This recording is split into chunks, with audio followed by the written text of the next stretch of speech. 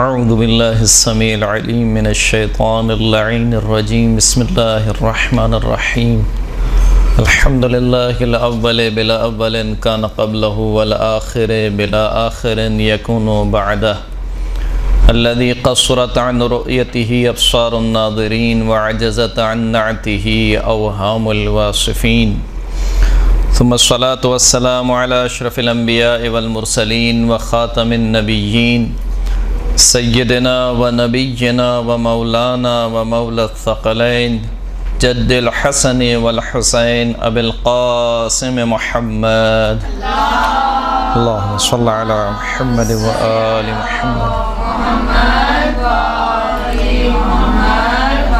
وعلى آله الطيبين الطاهرين المعصومين المنتجبين المنتخبين الميامين الذين أذهب الله عنهم الرجس وطهرهم تطهيرا اللهم صل على محمد وآل محمد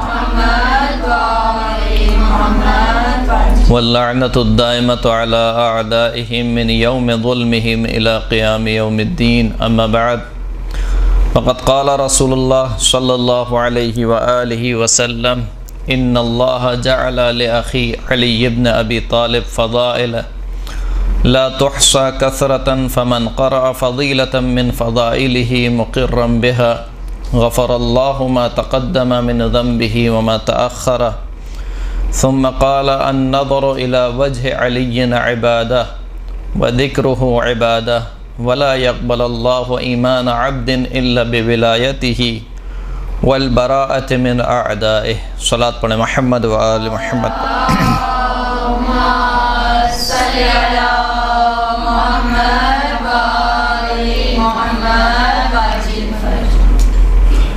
آج کا درس ہے مولا کائنات امیر المؤمنین علی ابن ابی طالب علیہ السلام کے فضائل کے بارے میں ہے۔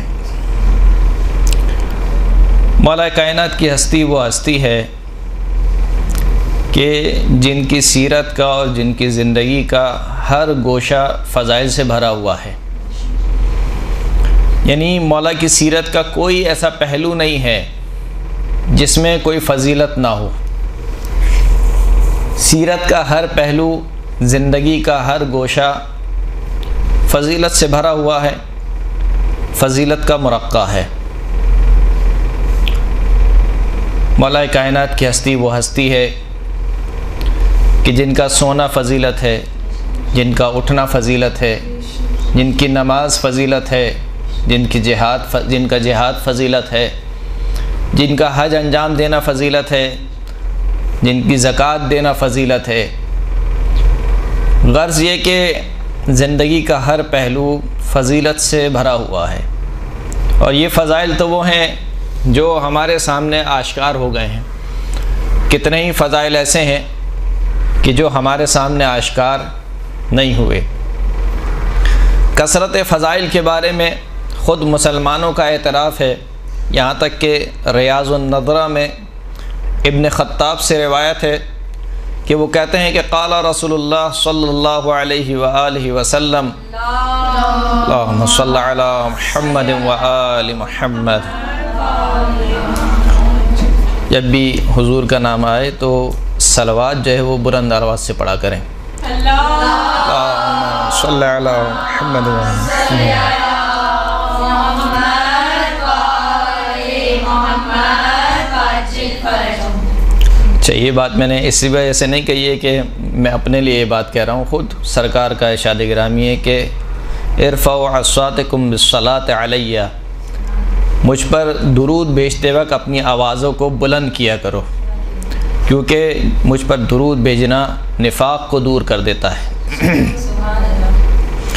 تو سرکار ارشاد فرماتے ہیں کہ مکتسب مکتسب مثل فضل علی یہدی صاحبہ الی الہدی ویردہ عن الردی۔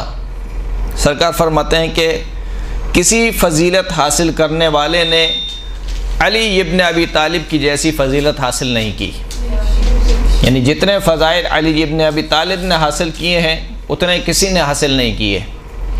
اور علی کی فضیلت کیا ہے یہدی صاحبہ الی الہدی، علی ابن ابی طالب اپنے صاحب کو، اپنے ہم نشین کو ہدایت کرتا ہے صراط مستقیم کی طرف، وَيَرُدَّهُ عَنِ الرَّدَى، اور اپنے صاحب کو، اپنی پیروی کرنے والے کو روک دیتا ہے ہلاکت سے۔ اسی طریقے سے المستدرک علی الصحیحین میں محمد ابن منصور کہتا ہے کہ میں نے مسلمانوں کے امام احمد ابن حنبل کے صحاح ستہ میں سے، جن کی ایک کتاب مسند احمد ابن حنبل مشہور ہے، وہ کہتا ہے کہ میں نے احمد ابن حنبل کو کہتے ہوئے سنا کہ وہ کہہ رہے تھے کہ ما جاء لأحد من اصحاب رسول اللہ صلی اللہ علیہ وآلہ وسلم من الفضائل ما جاء لعلی ابن ابی طالب، رسول اللہ کے فضائل میں سے، رسول اللہ کے اصحاب میں سے کسی کے لیے بھی اتنے فضائل احادیث میں وارد نہیں ہوئے کہ جتنے علی ابن ابی طالب علیہ الصلوۃ والسلام کے لیے وارد ہوئے ہیں۔ کتاب استیعاب میں نقل ہوا کہ لم یروى فی فضائل احد من الصحابۃ بالاسانید الحسان ما روی فی فضائل علی ابن ابی طالب، فرماتے ہیں کہ کسی بھی صحابی کے لیے اچھی اسناد کے ساتھ، حسن اسناد کے ساتھ، جن کی سند حسن ہو، قابل قبول ہوں، حسن اسناد کے ساتھ کسی بھی صحابی کے لیے اتنے فضائل نقل نہیں ہوئے کہ جتنے علی ابن ابی طالب کے لیے نقل ہوئے ہیں۔ یعنی اس میں دو باتیں ہیں، ایک بات تو یہ ہے کہ جتنے فضائل علی کے لیے نقل ہوئے کسی کے لیے نہیں ہوئے، دوسری بات یہ ہے کہ علی کے جتنے فضائل نقل ہوئے ہیں وہ سب صحیح سند کے ساتھ نقل ہوئے ہیں، حسن سند کے ساتھ نقل ہوئے ہیں۔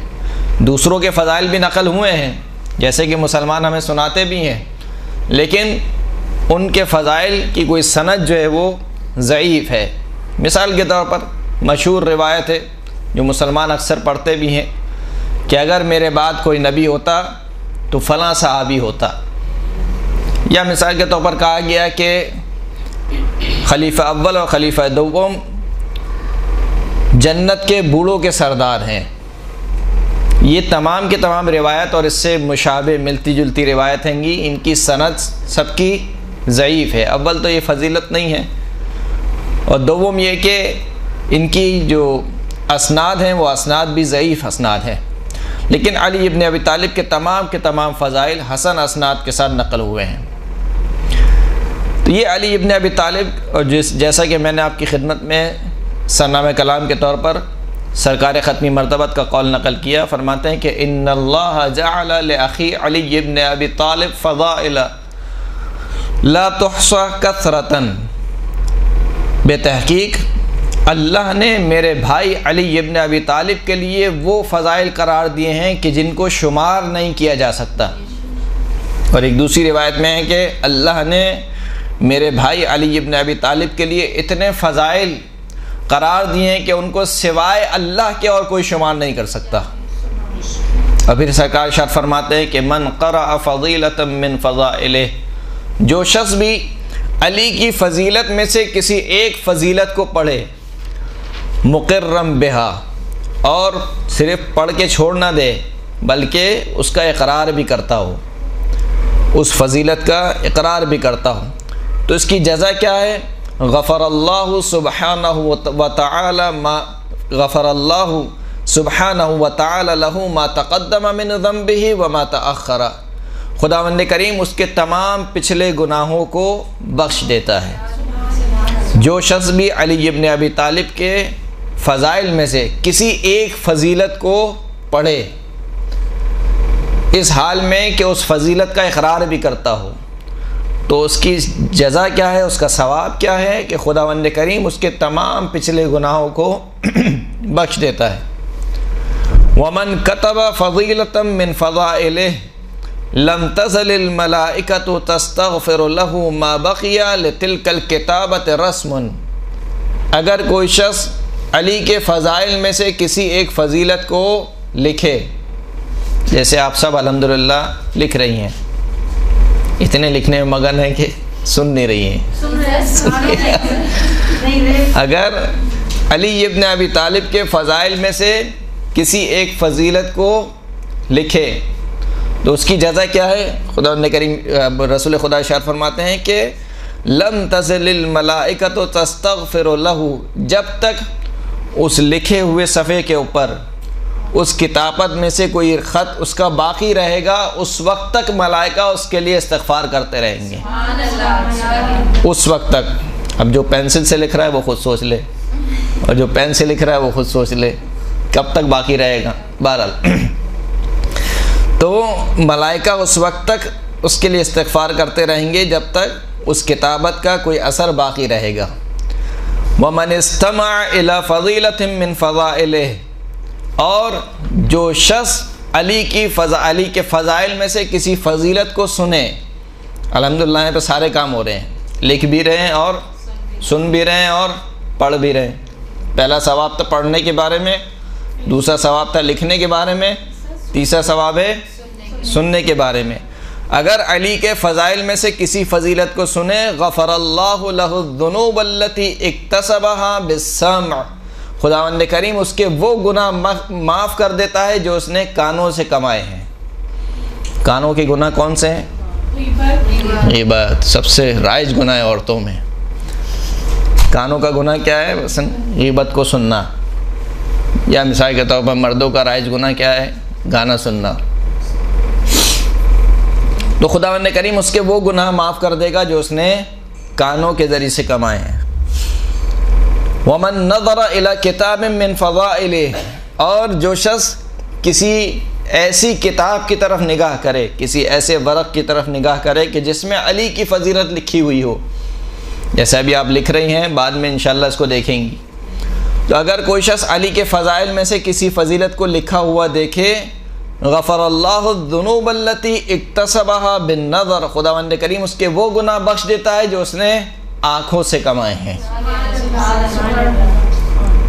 اب اس کے بعد اللہ کے رسول ارشاد فرماتے ہیں ثم قال النظر الى وجه علی عبادہ، علی کے چہرے کی طرف نگاہ کرنا عبادت ہے۔ یہ کسی صحابی کے لیے اللہ کے رسول نے ارشاد نہیں فرمایا، یہاں تک کہ ام المومنین فرماتی ہیں کہ ایک روز میرے بابا گھر میں آئے اور مسلسل علی ابن ابی طالب کے چہرے کی طرف دیکھ رہے تھے۔ تو میں نے ان سے پوچھا کہ کیا ہوا ہے آپ کو کہ آپ مسلسل آنکھیں ٹکا کر دیکھ رہے ہیں علی ابن ابی طالب کی طرف؟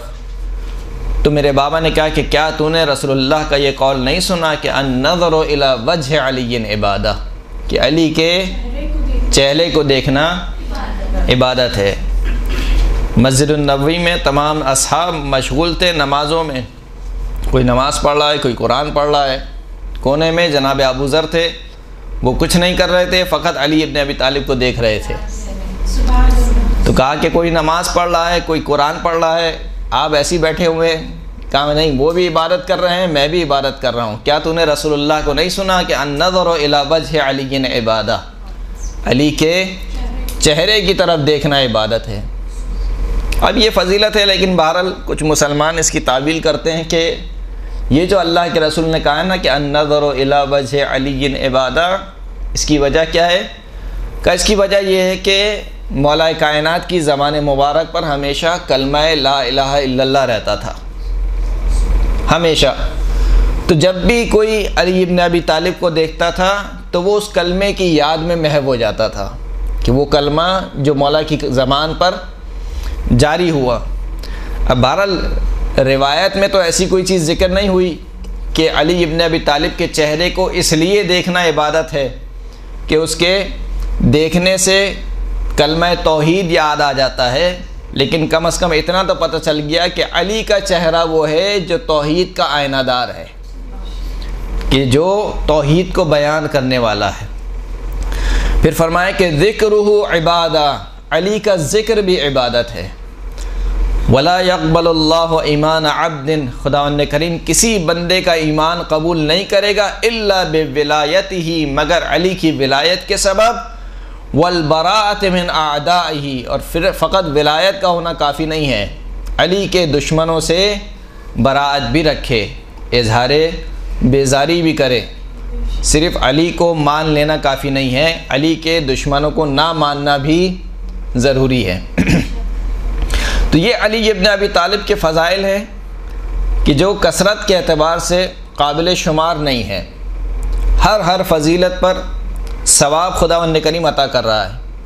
یہاں تک کہ علی کو دیکھنا عبادت ہے، علی کا ذکر عبادت ہے. زینوا مجالسکم بذکر علی ابن ابی طالب، اپنی مجالس کو زینت بخشو. کس کے ذکر سے؟ علی کے ذکر سے اپنی مجالس کو زینت بخشو. یعنی وہ ذکر کتنا بلند ہوگا کہ جس کے متعلق خود اللہ کے رسول کہہ رہے ہیں کہ اپنی مجالس کو علی کے ذکر سے مزین کرو، زینت بخشو. ممکن ہے کہ کسی کے ذہن میں سوال آئے کہ بھلا کیوں نہ ہم اپنی مجالس کو اللہ کے ذکر سے مزین کریں. اللہ کا ذکر بہرحال خداوند کریم ہے، وہ خداوند کریم کہ جس نے علی کو فضائل عطا کیے ہیں. علی ابن ابی طالب کے پاس جو کچھ ہے وہ سب کس کا دیا ہوا ہے؟ اللہ کا دیا ہوا ہے. اللہ کمال مطلق ہے، کمال مطلق. اس کے فضائل اللہ کے فضائل کسی کے دیے ہوئے نہیں ہیں. اہل بیت اطہار کے فضائل کس کے دیے ہوئے ہیں؟ اللہ کے دیے ہوئے ہیں. اہل بیت اطہار نے اپنے آپ کو اس اہلیت پر پہنچایا ہے کہ جس سے اللہ نے ان کو فضائل عطا کیے ہیں. تو کیوں نہ ہم اللہ کا ذکر کریں بجائے اس کے کہ ہم علی کا ذکر کریں. تو معصوم ارشاد فرماتے ہیں کہ ان ذکرنا من ذکر اللہ و ان ذکر عدونا من ذکر الشیطان. بتحقیق ہمارا ذکر اللہ کا ذکر ہے اور ہمارے دشمنوں کا ذکر شیطان کا ذکر ہے. مجتمع قوم فی مجلس لم یذکر اللہ ولم یذکرنا الا کان ذلک المجلس حسرۃ علیہم یوم القیامہ. کوئی قوم بھی کسی مجلس میں اکٹھے بیٹھتی نہیں ہے، جمع نہیں ہوتی ہے، ایسی مجلس کہ جس میں نہ اللہ کا ذکر ہو اور نہ ہم محمد اور آل محمد کا ذکر ہو. صلی اللہ علی محمد و آل محمد.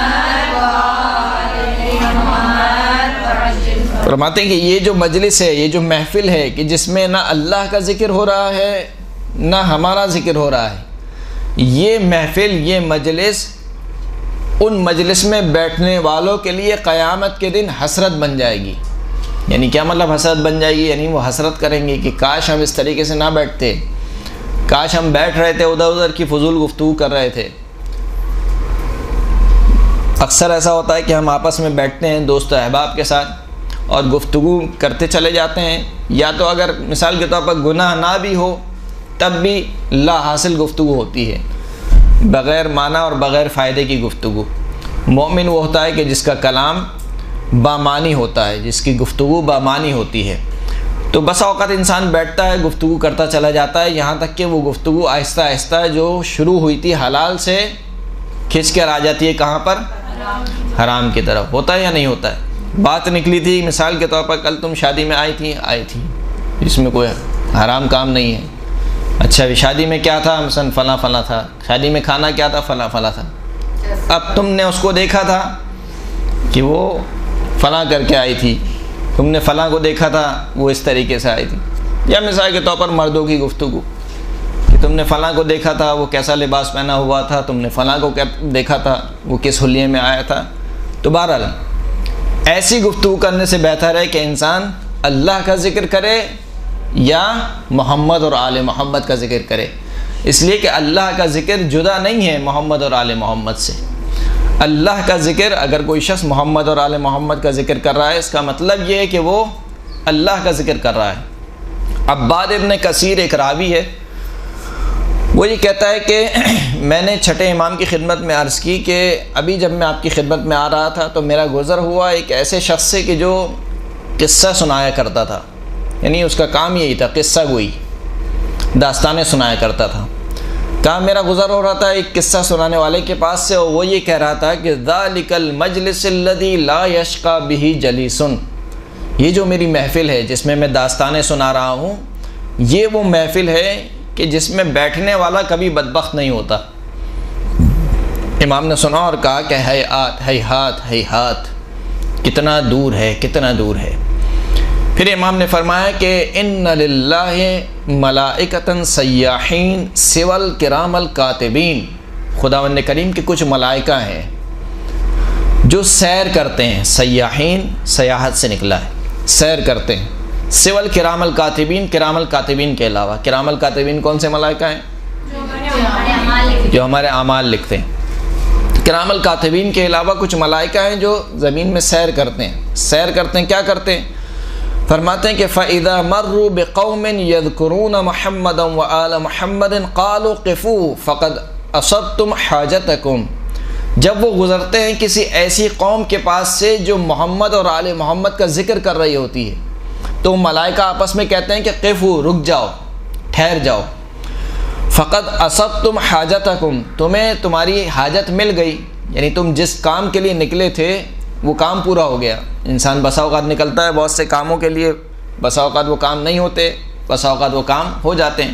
وہ ملائکہ کہتے ہیں کہ ہم جس چیز کے لیے سیر کر رہے تھے وہ کام ہمیں مل گیا، قفو، یہاں پر ٹھہر جاؤ۔ فیجلسون، بس یہ ملائکہ ان محمد اور آل محمد کا ذکر کرنے والوں کے ساتھ بیٹھ جاتے ہیں۔ یہ کافی کی روایت ہے، محمد اور آل محمد کا ذکر کرنے کے بعد کرنے والوں کے ساتھ بیٹھ جاتے ہیں۔ فَيَفْقَهُونَ مَعَهُمْ، اور بیٹھنے کے بعد صرف بیٹھتے نہیں ہیں، جیسے بسا اوقات کچھ لوگ مجلس میں آتے ہیں وہ صرف اصالہ ثواب کے لیے آتے ہیں وہ چلے جاتے ہیں، اب مولانا نے کیا پڑھا اور کیا سنا ان کو نہیں معلوم، بہرحال ثواب تو حاصل ہو جاتا ہے۔ کہتے ہیں کہ وہ بیٹھتے ہیں، فَيَفْقَهُونَ مَعَهُمْ، بیٹھنے کے بعد صرف بیٹھنے پر اکتفا نہیں کرتے، وہ جو ذکر کر رہے ہوتے ہیں اس کو سمجھتے ہیں۔ یفقہون فقہ سے نکلا ہے۔ فقہ کے معنی کیا ہے؟ ایک ہے علم یعنی جان لینا، اور ایک ہے فقہ یعنی سمجھنا، مسئلے کو سمجھنا۔ تو کہا کہ وہ محمد اور آل محمد کا ذکر کرنے والوں کے ساتھ بیٹھ جاتے ہیں اور وہ جو ذکر کر رہے ہوتے ہیں اس کو سمجھتے بھی ہیں۔ فَإِذَا قَامُوا عَادُوا مَرْضَاهُمْ، اور جب وہ لوگ جدا ہو جاتے ہیں یعنی مجلس برخاست ہو جاتی ہے، لوگ اپنے اپنے گھر چلے جاتے ہیں، اگر ان میں سے کوئی مریض ہو جائے تو کیا ہوتا ہے؟ عَادُوا مَرْضَاهُمْ، تو وہ اس مریض کی عیادت کے لیے جاتے ہیں، یہ ملائکہ اس مریض کی عیادت کے لیے جاتے ہیں۔ وَشَهِدُوا جَنَائِزَهُمْ، اگر خدا نخواستہ ان میں سے کوئی فوت ہو جائے، دنیا سے چلا جائے، یہ ملائکہ اس کے جنازے پر حاضر ہوتے ہیں۔ فَذَلِكَ الْمَجْلِسِ الَّذِي لَا يَشْقَى بِهِ جَلِيسٌ، بے تحقیق یہ وہ مجلس ہے، چھٹے امام فرما رہے ہیں یہ وہ مجلس ہے کہ جس میں بیٹھنے والا کبھی بھی بدبخت نہیں ہوتا۔ یعنی محمد اور آل محمد کا ذکر وہ ہے، چاہے فضائل کے اعتبار سے ہو چاہے اخلاقیات کے حوالے سے ہو، اگر جس مجلس میں محمد اور آل محمد کا ذکر ہو رہا ہے وہ مجلس ایسی ہے کہ جس میں بیٹھنے والا کبھی بھی بدبخت نہیں ہوگا۔ صلوات پڑھے محمد و آل محمد پر۔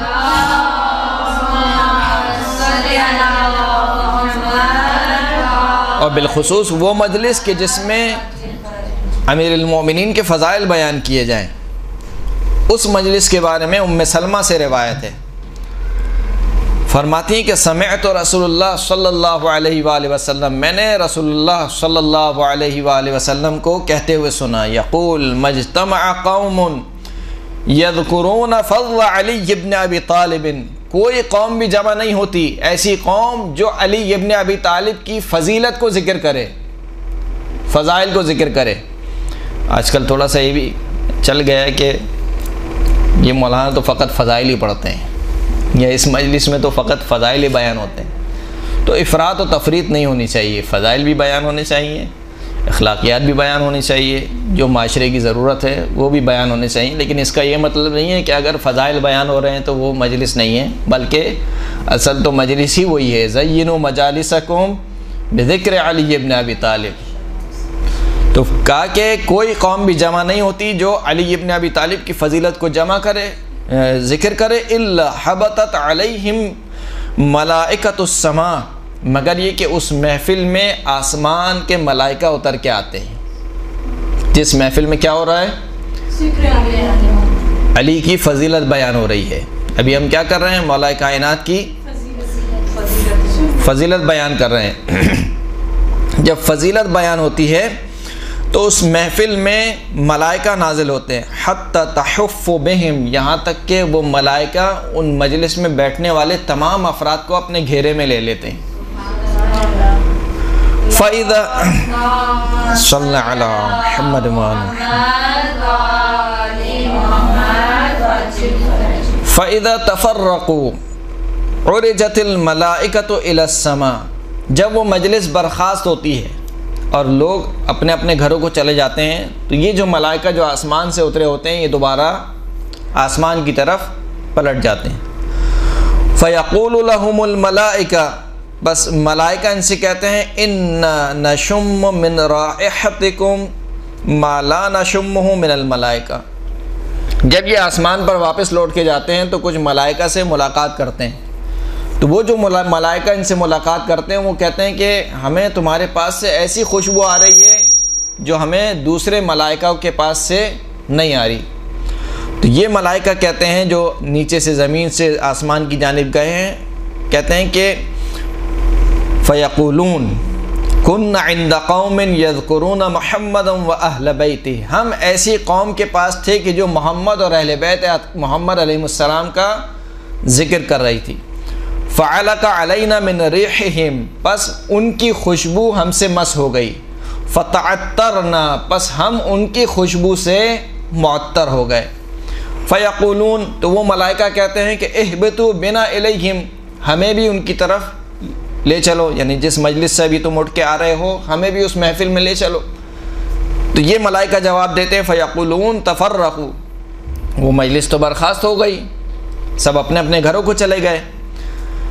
تو پھر ملائکہ کہتے ہیں کہ اِحْبِطُوا بِنَا حَتَّى تَعَطَّرَ بِذَلِكَ الْمَكَانِ حَتَّى نَتَعَطَّرَ بِذَلِكَ الْمَكَانِ، یہ ملائکہ کہتے ہیں کہ اگر وہ لوگ اپنے گھروں کو چلے بھی گئے ہیں پھر بھی ہمیں اس جگہ پر لے چلو کہ جہاں پر علی کے فضائل ذکر ہو رہے تھے، کہ ہم اس جگہ سے اپنے آپ کو معطر کر لیں گے۔ صلوات پڑھیں محمد و آل محمد۔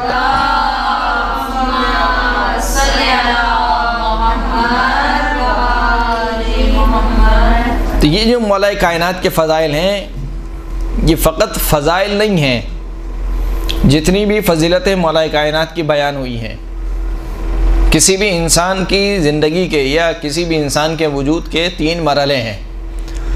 پہلا مرحلہ ہے اس کی ولادت سے پہلے کا مرحلہ، یعنی عالم ارواح کا، جب ہماری روح کہاں پر تھی؟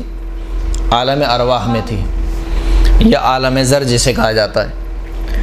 پہلا مرحلہ وہاں کا، یا وہ جو بھی عالم ہے بہرحال وہاں کا ایک مرحلہ ہے۔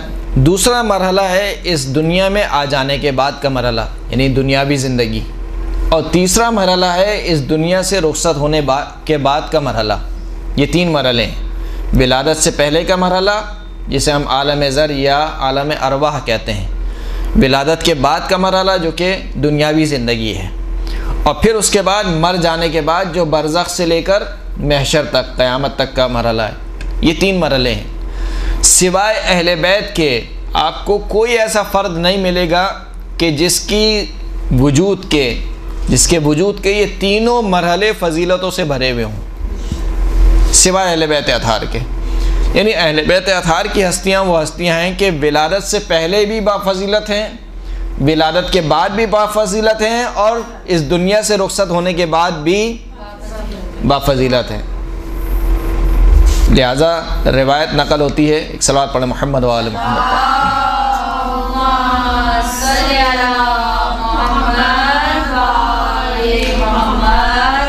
اب مولا کائنات کی زندگی کا جو ولادت سے پہلے کا مرحلہ ہے، یعنی اس عالم کا مرحلہ جو جب ابھی دنیا نہیں بنی تھی، جب ابھی یہ ہستیاں دنیا میں نہیں آئی تھی۔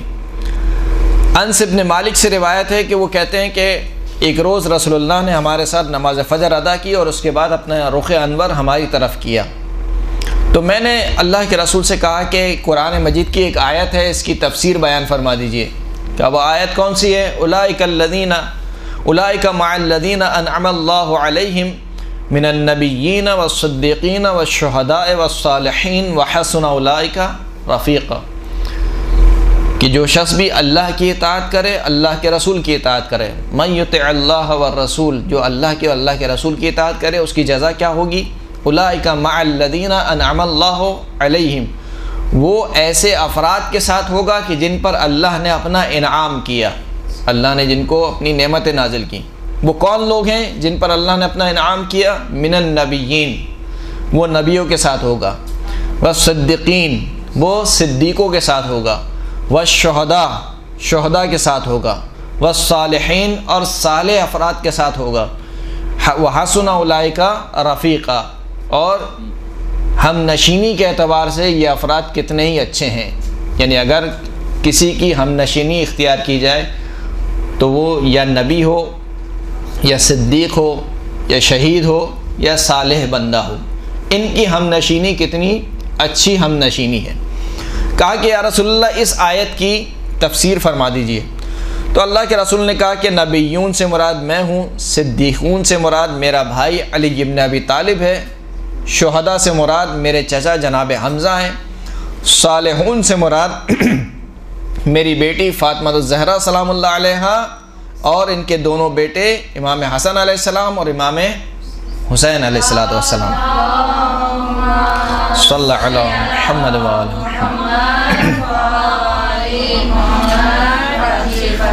اب جب اتنا سنا تو اس محفل میں رسول اللہ کے چچا بھی موجود تھے، جناب عباس۔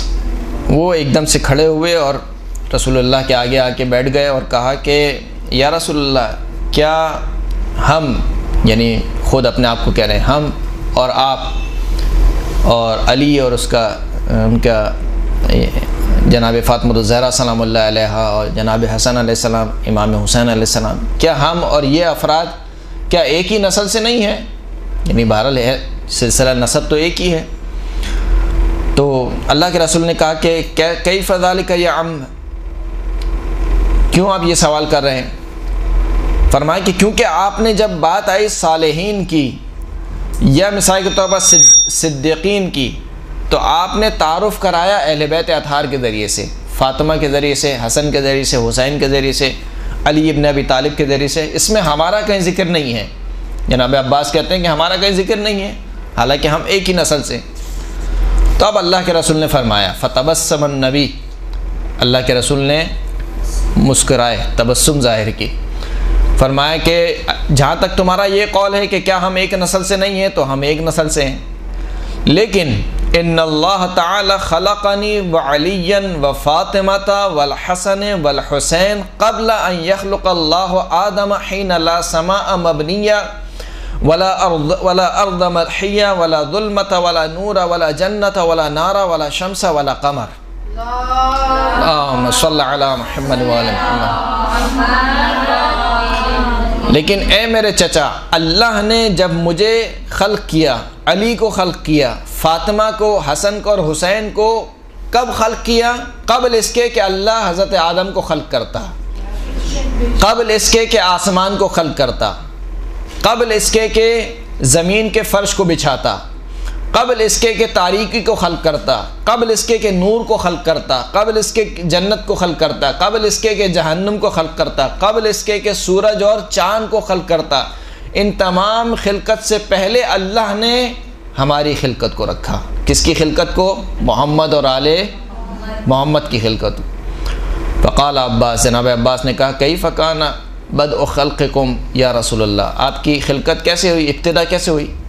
تو اللہ کے رسول نے فرمایا کہ یا عمی، اے میرے چچا، لما اراد اللہ تعالی ان یخلقنا تکلم بکلمۃ خلق منها نورا ثم تکلم به کلمۃ فخلق منها روحا فمزج النور بالروح فخلقنی واخی علی وفاطمۃ والحسن والحسین فکنا نسبح اللہ حین لا تسبیح ونقدسہ حین لا تقدیس۔ فرماتے ہیں کہ اے میرے چچا، اللہ نے جب ہمیں خلق کرنا چاہا تو ایک کلمہ ایجاد کیا، اس کلمے سے نور خلق ہوا، پھر دوبارہ ایک کلمہ کہا تو اس کلمے سے روح خلق ہوئی، پھر اللہ نے اس نور کو اس روح سے ملا دیا۔ جب وہ نور اس روح سے مل گیا تو پھر اس کے بعد اللہ نے اس ملے جلے مادے سے، کس ملے جلے مادے سے؟ نور اور روح کے ملے جلے مادے سے اللہ نے خلق کیا کس کو؟ اللہ نے خلق کیا مجھ کو، میرے بھائی فاطمہ کو اور حسن کو اور حسین کو، اور جب اللہ نے ہم پنجتن پاک کو خلق کر دیا تو کننا نسبح اللہ حین لا تسبیح، ہم نے اس وقت اللہ کی تسبیح کی جب کوئی تسبیح نہیں تھی۔ یعنی کیا مطلب؟ یعنی ہم نے فرشتوں کو دیکھ کر اللہ کی تسبیح نہیں کی ہے، فرشتوں نے ہمیں دیکھ کر اللہ کی تسبیح کی ہے۔ جب تو کوئی مخلوق ہی نہیں تھی، یعنی ہمارے علاوہ کوئی تھا ہی نہیں، تو ہم نے اس وقت اللہ کی تسبیح کی جب کوئی اللہ کی تسبیح کرنے والا نہیں تھا، اور ہم نے اس وقت اللہ کی تقدیس بیان کی، اس کی قداست کو بیان کیا کہ جب اللہ کی کوئی تقدیس بیان کرنے والا نہیں تھا۔ پھر اس کے بعد اللہ کے رسول شاہ فرماتے ہیں فلما اراد اللہ، یہ روایت میں کس ضمن میں سنا رہا ہوں؟ مولا کائنات کی ولادت سے پہلے، یعنی عالم ارواح میں اس وقت کی فضیلت کو شمار کر رہے ہیں۔ پھر اللہ کے رسول فرماتے ہیں کہ جب اللہ نے چاہا کہ مخلوقات کو خلق کرے تو پھر اللہ نے میرے نور کو شگافتہ کیا، میرے نور سے عرش کے نور کو خلق کیا، اور نور کا عرش میرے نور سے ہے اور میرا نور عرش کے نور سے بہتر ہے۔ پھر اسی طریقے سے اللہ نے میرے نور، میرے بھائی علی ابن ابی طالب کے نور کو شگافتہ کیا، اور پھر علی کے نور سے ملائکہ کے نور کو خلق کیا۔ بس ملائکہ کا نور کس سے ہے؟ علی ابن ابی طالب کے نور سے ہے، اور میرے بھائی علی کا نور افضل ہے کس سے؟ ملائکہ کے نور سے۔ اسی طریقے سے میری بیٹی فاطمہ کے نور کو شگافتہ کیا، اور فاطمہ کے نور سے آسمانوں اور زمین کے نور کو خلق کیا۔ بس آسمان اور زمین کا نور کس سے ہے؟ فاطمہ الزہرا سلام اللہ علیہ کے نور سے۔ اور پھر میرے بیٹے حسن کے نور کو شگافتہ کیا، اور اس سے سورج اور چاند کے نور کو خلق کیا۔ بس سورج اور چاند کا نور کس سے ہے؟ حسن مجتبیٰ علیہ السلام سے۔ پھر میرے بیٹے حسین کا نور شگافتہ کیا، اور حسین کے نور سے جنت اور حور العین کے نور کو خلق کیا۔ بس جنت اور حور العین کا نور کس سے ہے؟ میرے بیٹے حسین کے نور سے۔ پھر روایت کہتی ہے کہ اللہ نے حکم دیا کہ اب تاریکی چھا جائے، یعنی نور کو خلق کرنے کے بعد اللہ نے کہا کہ اب تاریکی چھا جائے۔ بادلوں کی طریقے سے تاریکی چھا گئی۔ جب تمام عالم میں تاریکی چھا گئی فوجت الملائکۃ بالتسبیح والتقدیس، تو بس ملائکہ نے تسبیح اور تقدیس کو چیخ و پکار کے ذریعے، یعنی ایک ہوتا ہے تسبیح و تقدیس آہستہ آہستہ زبان سے ادا کرنا، ایک ہوتا ہے چلانا، چیخنا۔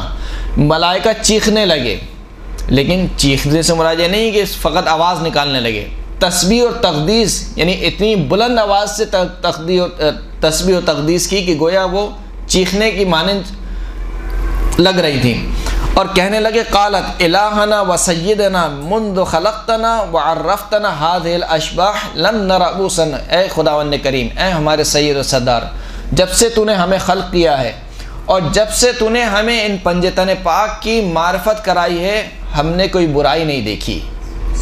بس یہ کیسی تاریکی ہے جو اب چھا گئی ہے، ہم تجھے واسطہ دیتے ہیں ان پنجتن پاک کا، یعنی ان ہستیوں کا، ان انوار کا جو تو نے خلق کیے ہیں، کہ خداوند کریم ہم سے اس تاریکی کو دور کر دے۔ تو روایت کہتی ہے فَأَخْرَجَ اللَّهُ مِن نُّورِ ابْنَتِ فاطمہ قنادیل معلقۃ فی بطنان العرش فَأَزْهَرَتِ السَّمَاوَاتُ وَالْأَرْض، پس خداوند کریم میری بیٹی فاطمہ کے نور سے قندیلیں لٹکا دے گا، اس قندیلوں کے ذریعے سے آسمانوں اور زمین کیا ہو جائیں گے؟ منور ہو جائیں گے۔ ثم اشرقت بنورها فلأجل ذلك سمیت زہرا، اسی وجہ سے فاطمہ کو زہرا کہا گیا۔ صلی اللہ علیہ وسلم۔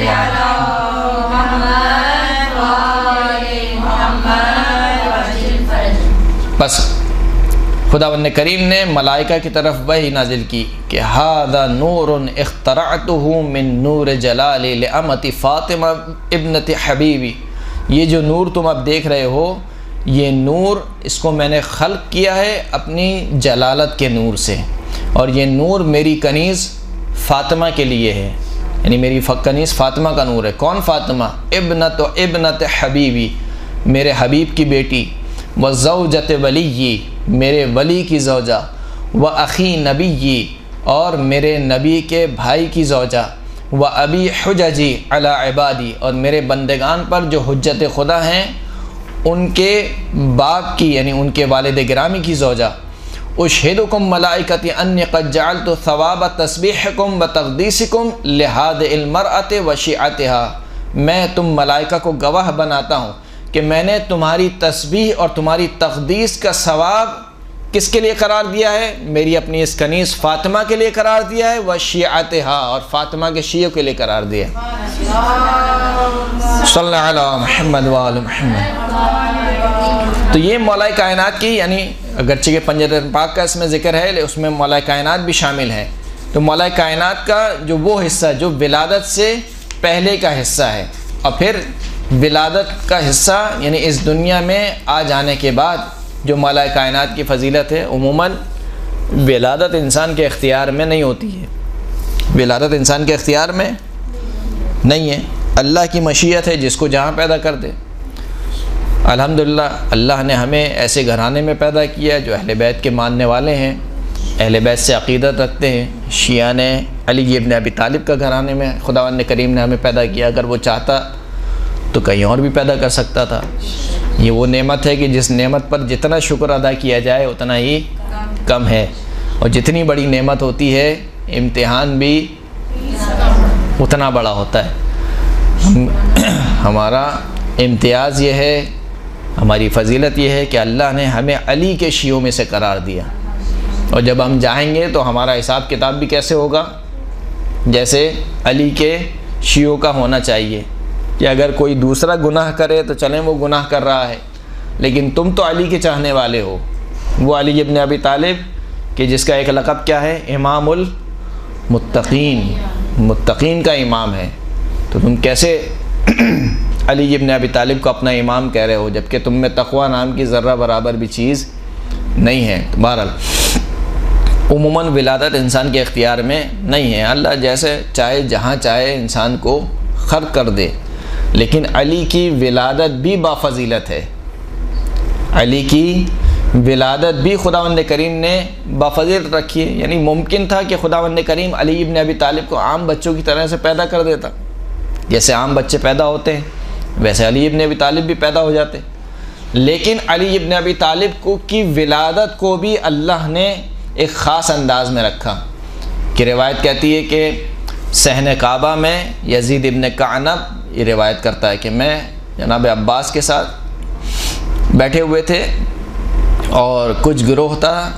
جو کہ بنی عبد العزہ، یہ قبیلے کا نام ہے، بنی عبد العزہ کے کچھ لوگ ہمارے ساتھ بیٹھے ہوئے تھے صحن کعبہ میں، یہاں تک کہ ہم نے دیکھا کہ ایک بی بی خانہ کعبہ کی طرف آ رہی ہیں، اور وہ حاملہ ہے اور ان کو ولادت کی تکلیف ہو رہی ہے۔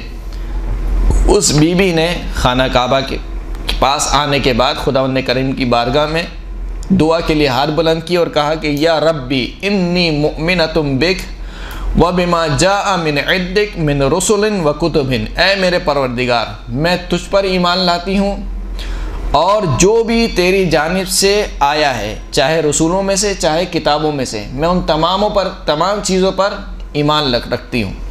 وَإِنِّي مُصَدِّقَةٌ بِكَلَامِ جَدِّ إِبْرَاهِيمِ الْخَلِيلِ، اور میں تصدیق کرنے والی ہوں اپنے جد حضرت ابراہیم کے کلام کی۔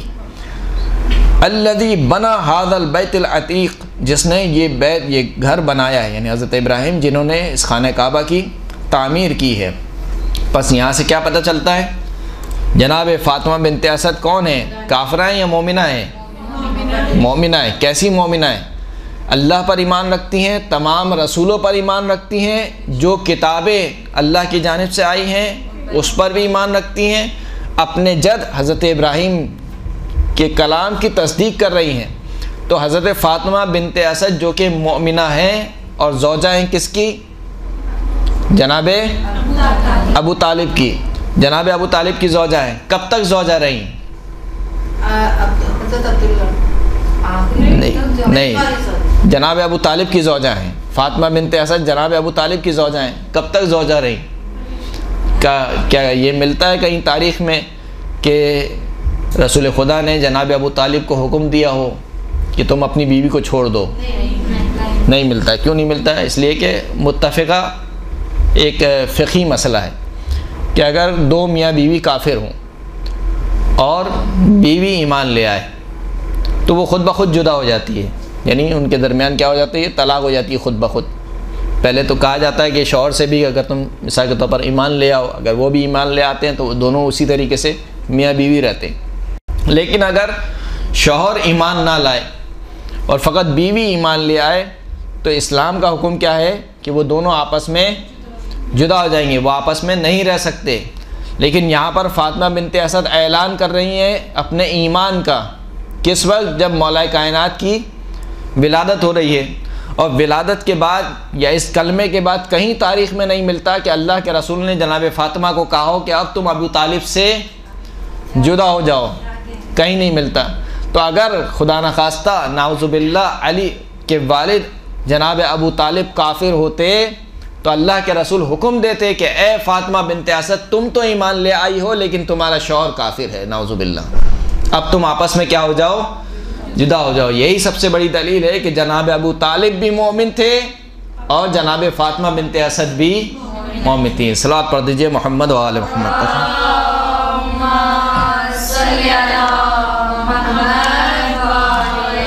یہاں پر اس روایت کو روکتے ہیں، کچھ ٹائم ہو گیا بریک کا، انشاءاللہ اگلے درس میں اسی سے کنٹینیو کریں گے۔ اعوذ باللہ السمیع العلیم من الشیطان اللعین الرجیم، بسم اللہ الرحمن الرحیم، الحمدللہ الاول بالاول کان قبلہ والآخر بالآخر یکون بعدہ، الذي قصرت عن رؤيته أبصار الناظرين وعجزت عن نعته أوهام الواصفين، ثم الصلاة والسلام على أشرف الأنبياء والمرسلين وخاتم النبيين سيدنا ونبينا ومولانا أبي القاسم محمد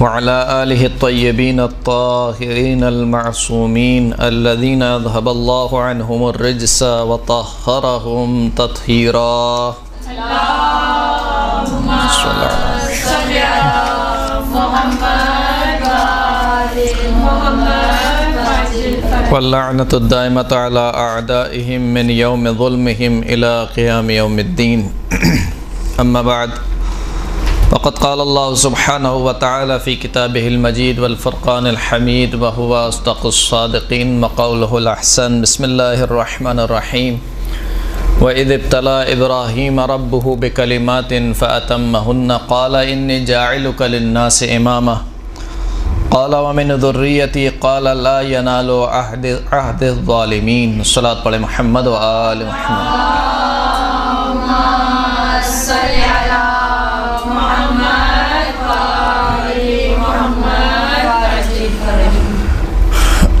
گفتگو ہماری مولا کائنات امیر المؤمنین کے فضائل میں تھی۔ عرض یہ کر رہے تھے کہ مولا کائنات کا جو وجود ہے اس کے جو 3 مرحلے ہیں، اس دنیا میں آنے سے پہلے کا مرحلہ، اس دنیا میں آنے کے بعد کا مرحلہ اور اس دنیا سے چلے جانے کے بعد کا مرحلہ، یہ تینوں جو مراحل ہیں وہ فضیلتوں سے بھرے ہوئے ہیں۔ بالخصوص مولا کائنات کے فضائل عالم ارواح سے شروع ہوتے ہیں، یہاں تک کہ اس مادی دنیا کی ابتدا سے ہی مولا کائنات کے فضائل شروع ہو جاتے ہیں۔ یعنی جس انداز میں ولادت ہوئی ہے وہ ولادت ہی فضیلت رکھتی ہے کہ اس انداز میں کسی بچے کی ولادت نہیں ہوئی۔ عرض کر رہے تھے روایت میں کہ بی بی فاطمہ بنت اسد خانہ کعبہ کے نزدیک آئیں اور انہوں نے اللہ کی بارگاہ میں دعا کی کہ خداوند کریم میں تجھ پر ایمان رکھتی ہوں، جو تیرے رسول ہیں ان پر ایمان رکھتی ہوں، جو تیری جانب سے کتابیں نازل ہوئی ہیں ان پر ایمان رکھتی ہوں، اپنے جد حضرت ابراہیم کے کلام کی تصدیق کرتی ہوں، جو اس بات کی علامت ہے کہ فاطمہ بنت اسد مومنہ خاتون تھیں، اور کہیں پر بھی ہمیں تاریخ میں نہیں ملتا کہ رسول اللہ نے حکم دیا ہو جناب فاطمہ بنت اسد کو کہ تم ابو طالب سے جدا ہو جاؤ۔ جناب فاطمہ بنت اسد مرتے دم تک جناب ابو طالب کی زوجہ رہیں۔ جناب فاطمہ بنت اسد کے جن کا مقام بہت بلند ہے، کہ جنہوں نے رسول اللہ کی تربیت کیسے کی ہے کہ جب جناب فاطمہ بنت اسد کی وفات ہوتی ہے، رسول اللہ خود جناب فاطمہ بنت اسد کی قبر میں داخل ہوتے ہیں اور کہتے ہیں کہ یا امی بعد امی، اے میری ماں کے بعد میری ماں، یعنی رسول اللہ کو اس طریقے سے پالا ہے جس طریقے سے ایک ماں پالتی ہے، کہ اے میری وہ ماں کہ جس نے اپنے بچوں کو بھوکا سلایا لیکن مجھے بھوکا نہیں رہنے دیا، جو اپنے بچوں کے لیے جاگتی رہی لیکن مجھے چین سے سلائے رکھا، یہاں تک کہ رسول اللہ نے خود اپنے پیراہن میں جناب فاطمہ بنت اسد کو کفن دیا۔ تو وہ فاطمہ بنت اسد وہ خانہ کعبہ کے نزدیک آئیں، دعا کرنے کے بعد اب کہتی ہیں فَبِحَقِّ الَّذِي بَنَا هَذَا الْبَيْتِ وَبِحَقِّ الْمَوْلُودِ الَّذِي فِي بَطْنِي إِلَّا مَا يَسَّرْتَ عَلَيَّ وِلَادَتِي، اے خداوند کریم تجھے واسطہ ہے اس ہستی کا جس نے یہ خانہ کعبہ بنایا ہے۔ کس نے بنایا خانہ کعبہ؟ حضرت ابراہیم و حضرت اسماعیل نے، تو یہ حضرت ابراہیم کا واسطہ۔ وَبِحَقِّ الْمَوْلُودِ الَّذِي فِي بَطْنِي، خدایا تجھے اس مولود کا واسطہ ہے جو میرے شکم میں ہے۔ مولا کائنات وہ ہیں جو شکم مادر میں مشکل کشائی کرتے ہیں، کہا کہ خدایا اس مولود کا واسطہ ہے، مولا کائنات کا تجھے واسطہ ہے، الا یسرت لی ولادتی، خداوند کریم میرے لیے اس مولود کی ولادت کو آسان فرما دے۔ یزید ابن کعنب کہتا ہے کہ جیسے ہی فاطمہ بنت اسد کے الفاظ یہاں پر ابھی ختم ہوئے تھے کہ ہم نے دیکھا کہ ایک مرتبہ دیوار کعبہ شک ہوئی اور جناب فاطمہ بنت اسد خانہ کعبہ میں داخل ہوئیں۔ ہم نے بہت چاہا کہ خانہ کعبہ کے دروازے کو کھولیں لیکن خانہ کعبہ کا دروازہ نہیں کھلا۔ 3 دن تک جناب فاطمہ بنت اسد خانہ کعبہ میں رہیں، 3 دن تک مولا کائنات نے اپنی آنکھیں نہیں کھولیں۔ کیوں نہیں کھولیں؟ کیونکہ خانہ کعبہ میں بت رکھے ہوئے تھے۔ اس وقت مولا کائنات نے اپنی آنکھیں کھولیں جب مولا کائنات رسول اللہ صلی اللہ علیہ وآلہ وسلم کے آغوش میں آئے۔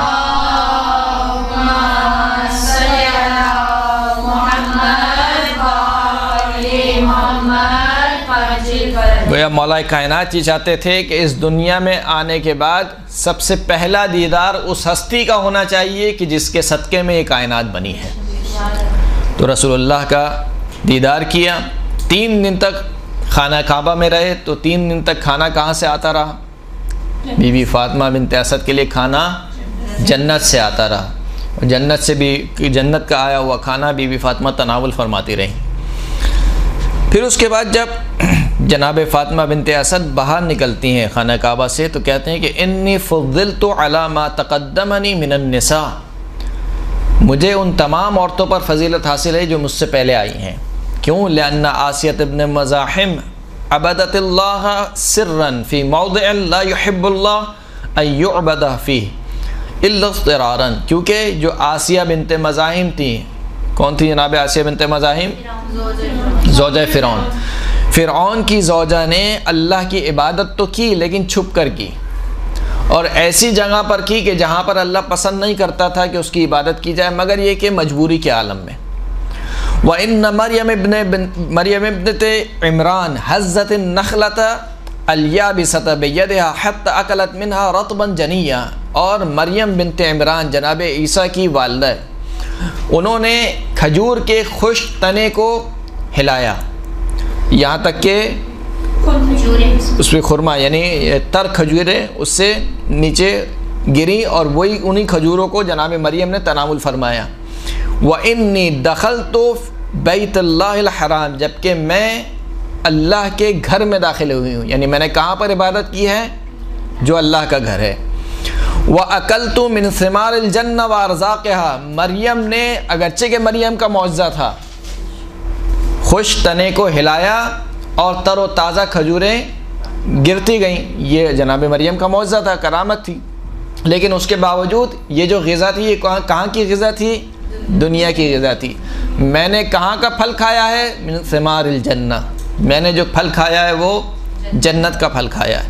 وَأَرْزَاقِهَا، پھر بی بی فاطمہ فرماتی ہیں کہ فَلَمَّا أَرَدْتُ أَنْ أَخْرُجَ حَتَفَ بِي هَاتِفٌ، جب میں نے چاہا کہ میں خانہ کعبہ سے باہر نکلوں تو مجھے کسی آواز دینے والے نے آواز دی اور کہا کہ یا فاطمہ، اے فاطمہ، سمیہ علیًا، اے فاطمہ اس بچے کا نام علی رکھو۔ اس بچے کا نام کیا رکھو؟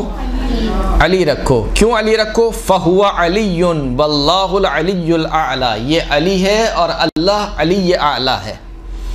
یقول قد شققت اسمہ من اسمی، خدا فرماتا ہے کہ میں نے علی کا نام اپنے نام سے نکالا ہے.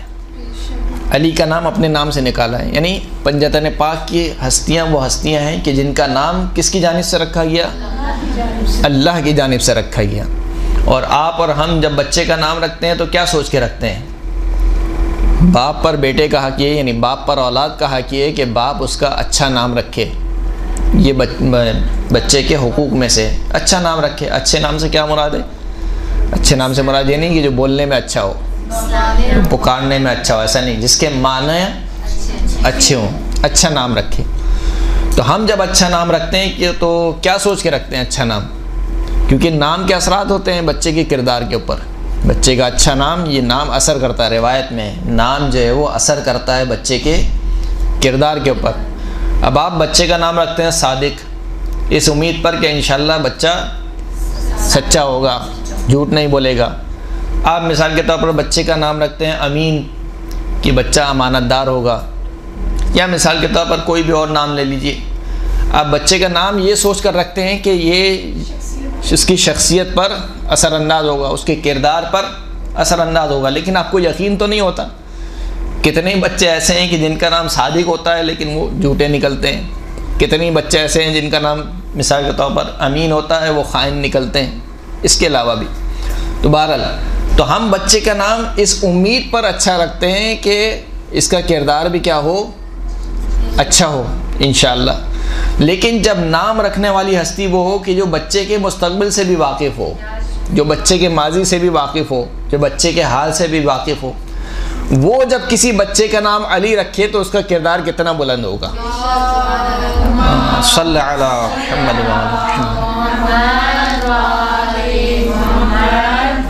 فرمایا کہ اے فاطمہ اس بچے کا نام علی رکھو، کہ میں نے اس کا بچے کا نام اپنے نام سے نکالا ہے.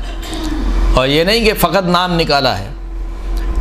وَأَدَّبْتُهُ بِآدَابِ، میں نے اپنے آداب سے اس بچے کی تربیت کی ہے. وَأَوْقَفْتُهُ عَلَى غَامِضِ عِلْمِ، میں نے اس بچے کو علم کی گہرائیوں تک رسائی دی ہے. یعنی اس کا علم کس سے دیا ہوا ہے؟ اللہ کا دیا ہوا ہے. وَهُوَ الَّذِي يَكْسِرُ الْأَصْنَامَ فِي بَيْتِي، یہی وہ بچہ ہے جو میرے گھر میں رکھے ہوئے بتوں کو توڑے گا. وَهُوَ الَّذِي يُؤَذِّنُ عَلَى ظَهْرِ بَيْتِي، یہی وہ بچہ ہے جو میرے گھر کی پشت پر اذان دے گا. وَيُقَدِّسُنِي وَيُمَجِّدُنِي فَطُوبَى لِمَنْ أَحَبَّهُ، پس خوشخبری ہو اس کے لیے جو اس بچے سے محبت رکھے. وَأَطَاعَهُ، اور اس بچے کی اطاعت کرے. وَوَيْلٌ لِمَنْ أَبْغَضَهُ وَعَصَاهُ، اور وائے ہو، عذاب ہو خدا کا اس پر جو اس بچے سے بغض رکھے اور اس کی معصیت کرے. تو یہ مولا کائنات کی فضیلت. یہاں تک کہ روایت کہتی ہے کہ مولا کائنات نے جو پہلی غذا لی ہے وہ کیا ہے؟ مولا کائنات کی پہلی غذا رسول اللہ کی زبان مبارک چوستے رہے، نہیں رسول اللہ کا لعاب دہن. پہلی غذا مولا کائنات کی رسول اللہ کا لعاب دہن. یہ علی کا امتیاز ہے، یہ علی کے بچوں کا امتیاز ہے. امام حسن مجتبیٰ کی پہلی غذا رسول اللہ کا لعاب دہن. امام حسین کی پہلی غذا رسول اللہ کا لعاب. یہاں تک جناب حسین کے بارے میں ملتا ہے کہ 6 ماہ تک ماں کا دودھ نہیں پیا. 6 ماہ تک رسول اللہ کا لعاب دہن سے ہی سیراب ہوتے رہے. یہ لعاب دہن مولا کائنات کی کیا تھی؟ پہلی غذا تھی. اور اس لعاب کی تاثیر کیا تھی؟ اس لعاب دہن کی تاثیر یہ تھی کہ جب مولا کائنات کو ظاہری خلافت ملی تو مولا کائنات مسجد کوفہ کے ممبر پر تشریف لے گئے. رسول اللہ کا امامہ پہنے ہوئے، رسول اللہ کی عبا پہنے ہوئے، رسول اللہ کی نعلین پہنے ہوئے، یہاں تک کہ جو تلوار حمائل کی ہوئی تھی وہ بھی رسول اللہ کی تلوار. رسول اللہ کے زیورات سے آراستہ ہو کر ممبر پر جلوہ افروز ہوئے. اور ممبر پر آنے کے بعد کہا ایھا الناس سلونی قبل ان تفقدونی، اے لوگو مجھ سے پوچھو قبل اس کے کہ مجھے کھو دو. یہ نہیں کہا کہ مجھ سے پوچھو قبل اس کے کہ میں تمہارے درمیان سے چلے جاؤں. کہا نہیں، مجھ سے پوچھو قبل اس کے کہ تم مجھے کھو دو. اس کا مطلب ہے کہ بسا اوقات امام لوگوں کے درمیان ہوتا ہے لیکن لوگ امام کو کھو دیتے ہیں، نہیں پہچان پاتے. جیسے کہ آج کا زمانہ ہے، غیبت کا زمانہ ہے. غیبت کا مطلب یہ نہیں ہے کہ امام کا ہم سے رابطہ نہیں ہے یا وہ ہمارے درمیان نہیں ہے، وہ ہم سے جدا ہو گئے. فرق صرف یہ ہے کہ ہم ان کو دیکھ کر بھی نہیں پہچان پاتے. تو کہا کہ سرونی قبل ان تفقدونی، اے لوگوں مجھ سے پوچھو قبل اس کے کہ مجھ کو کھو دو. پھر مولا کائنات نے جو اپنا ہاتھ سے اشارہ کیا اور اپنا ہاتھ اپنے شکم مبارک پر رکھا اور کہا کہ واللہ ھذا صفۃ العلم، خدا کی قسم لوگوں کا پیٹ کس چیز کا خزانہ ہوتا ہے؟ لوگوں کا جو پیٹ ہوتا ہے وہ فضلے کا خزانہ ہوتا ہے، یا جو غذا وہ کھاتے ہیں اس کا خزانہ ہوتا ہے. علی ابن ابی طالب کہہ رہے ہیں کہ واللہ ھذا صفۃ العلم، خدا کی قسم علی کا یہ پیٹ علم کا خزانہ ہے. علی کے پیٹ میں دنیاوی غذا نہیں ہے، علی کے پیٹ میں کیا ہے؟ علم ہے. یہ علم کا خزانہ ہے. ھذا واللہ لعاب رسول اللہ، خدا کی قسم یہ جو علم علی کی زبان پہ بول رہا ہے یہ رسول اللہ کا لعاب دہن ہے. تو وہ جو رسول اللہ کا لعاب دہن کی تاثیر کیا تھی کہ علی کا علم تاثیر کس کی؟ رسول اللہ کے لعاب دہن کی. جو رسول اللہ جو مولا کائنات کی پہلی غذا تھی، رسول اللہ کا لعاب دہن. اور پھر اس کے بعد مولا کائنات نے خطبہ ارشاد فرمایا. خطبہ ارشاد فرمانے کے بعد کہا کہ خدا کی قسم لو ثنیت لی الوسادۃ فجلست علیہا، اگر میرے لیے مسند بچھا دی جائے اور میں اس مسند پر بیٹھوں اور انجیل والے مجھ سے انجیل کا فیصلہ چاہیں تو خدا کی قسم میں ان کے درمیان انجیل سے فیصلہ کروں گا. اگر توریت والے مجھ سے توریت سے فیصلہ چاہیں تو خدا کی قسم میں ان کے درمیان توریت سے فیصلہ کروں گا. اور اگر قرآن والے مجھ سے قرآن سے فیصلہ چاہیں تو خدا کی قسم میں ان کے درمیان قرآن سے فیصلہ کروں گا. اور کیسا فیصلہ کروں گا؟ حتی نطق الانجیل صدق علی ما کذبا، یہاں تک کہ انجیل بول اٹھے گی کہ علی نے سچ کہا، علی نے جھوٹ نہیں کہا. یہاں تک کہ تورات بول اٹھے گی کہ علی نے سچ کہا، علی نے جھوٹ نہیں کہا. یہاں تک کہ قرآن بول اٹھے گا کہ علی نے سچ کہا، علی نے جھوٹ نہیں کہا. پھر مولا کائنات فرماتے ہیں کہ والذی برأ النسمہ، خدا کی قسم، اس خدا کی قسم کہ جس نے جان کو خلق کیا، انسان کو خلق کیا، تمام مخلوقات کو خلق کیا. لو سألتم عن آیت، اگر تم مجھ سے پوچھو ایک ایسی آیت کے بارے میں کہ آیا یہ مکی ہے یا مدنی ہے، سفر میں نازل ہوئی ہے یا حضر میں نازل ہوئی ہے، ناسخ ہے و منسوخ ہے، ناسخ ہے یا منسوخ ہے، محکم ہے یا متشابہ ہے، تفسیر ہے و تعبیل ہے، اس کی تفسیر کیا ہے، اس کی تعبیل کیا ہے، لأخبرتکم، خدا کی قسم یہ علی تمہیں ان سارے سوالوں کے جواب دے گا. اب اس محفل میں ایک تھا ذالب کر کے شخص تھا، وہ کہنے لگا کہ آج تو مولا کائنات نے، یعنی مولا کائنات تو نہیں کہا اس نے، آج تو کہا کہ علی نے بہت بڑا دعویٰ کر دیا. واللہ لأخجلن، خدا کی قسم آج علی کو رسوا کر کے رہوں گا، علی کو رسوا کر کے رہوں گا. جس کا نام ہی علی ہے اس کے متعلق کہہ رہا ہے کہ اس کو رسوا کر کے رہوں گا. وہ علی جس کا نام اللہ نے علی رکھا ہے، اس کے متعلق کوئی کہے کہ میں اس کو رسوا کر کے رہوں گا تو کتنا بیوقوف ہے. کہا کہ رسوا کر کے رہوں گا. آیا مولا کے پاس اور کہا کہ یا علی کیا آپ نے خدا کو دیکھا ہے؟ تو مولا کائنات نے کہا کہ میں ایسے خدا کی عبادت نہیں کرتا جس کو دیکھا نہ ہو. تو کہا کہ کیف یا ابن ابی طالب یا کیف یا ابو الحسن، کیسے آپ نے اللہ کو دیکھا ہے؟ تو کہا کہ بے وقوف، اللہ کو، بے وقوف ہی میرا لفظ ہے، اللہ کو ظاہری آنکھوں سے نہیں دیکھا جاتا بلکہ اللہ کو معرفت کی آنکھوں سے پہچانا جاتا ہے. اور علی ابن ابی طالب کی معرفت کیا ہے؟ علی ابن ابی طالب کی معرفت یہ ہے کہ لو کشفت لی الغطا مزدقت یقیناً، اگر میرے لیے سارے کے سارے پردے اٹھا دیے جائیں تب بھی میرے یقین میں ذرہ برابر بھی اضافہ نہیں ہوگا. صلوات پڑھے محمد و آل محمد.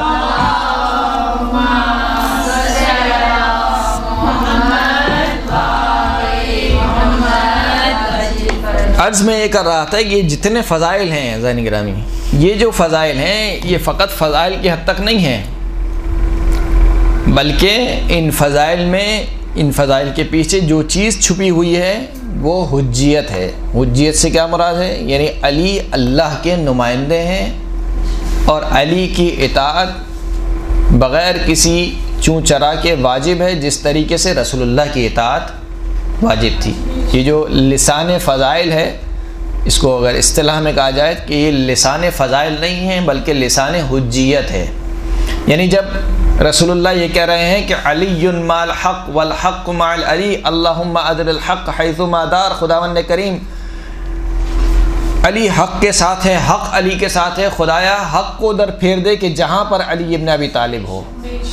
تو یہ فقط فضیلت نہیں ہے کہ آپ کہیں کہ بس یہ ایک فضیلت تھی، اس کا مطلب کیا ہے؟ اس کا مطلب ہے کہ علی عین حق ہے، جہاں پر علی ہوگا وہاں پر حق ہوگا۔ ممکن نہیں ہے کہ علی باطل ہو، علی اور باطل نہیں مل سکتے، ممکن نہیں ہے۔ اسی لیے رسول اللہ نے جو دعا کی وہ دعا کیا کی؟ اللہم ادر الحق حیث ما دار، خداوند کریم حق کو ادھر پھیر دے کہ جہاں پر ہوں علی ابن ابی طالب۔ یہ نہیں کہا کہ خدایا علی کو ادھر پھیر دے جہاں پر حق ہو، یہ نہیں کہا، اس لیے کہ قرآن کی آیت ہے، قرآن کی آیت میں کیا خداوند کریم ارشاد فرما رہا ہے کہ کفار و مشرکین وہ ہیں جو حق کو باطل سے ملاتے ہیں اور حق کو چھپاتے ہیں۔ تو اس کا مطلب یہ کہ حق چھپ بھی سکتا ہے اور حق باطل سے مل بھی سکتا ہے، لیکن علی ابن ابی طالب وہ ہے نہ چھپ سکتا ہے نہ باطل سے مل سکتا ہے۔ تو اس لیے کہا کہ حق کو ادھر پھیر دیں کہ جہاں پر علی ابن ابی طالب ہوں۔ صلوات پڑھیں محمد و آل محمد۔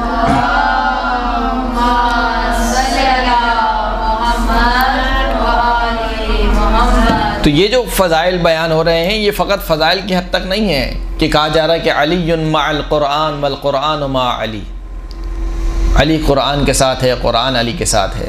انی تارک فیکم الثقلین کتاب اللہ وعطرۃ اہل بیتی ما ان تمسکتم بہما لن تضلوا بعدی، میں تمہارے درمیان دو گرہ قدر چیزیں چھوڑے جا رہا ہوں، ایک اللہ کی کتاب، ایک میرے اہل بیت، جب تک ان دونوں سے متمسک رہو گے خدا کی قسم کبھی میرے بعد گمراہ نہیں ہوگے۔ تو یہ فقط فضیلت نہیں ہے کہ آپ کہیں کہ بس اہل بیت کی فضیلت بیان ہو رہی تھی، نہیں، حجیت ہے۔ یعنی اگر کوئی قرآن کا معادل ہے میرے بعد تو وہ کون ہے؟ اہل بیت اطہار ہیں۔ اہل بیت اطہار قرآن کے معادل ہیں، لہٰذا اگر اب میرے بعد اگر کسی سے دین لینا ہے تو کس سے دین لینا ہوگا؟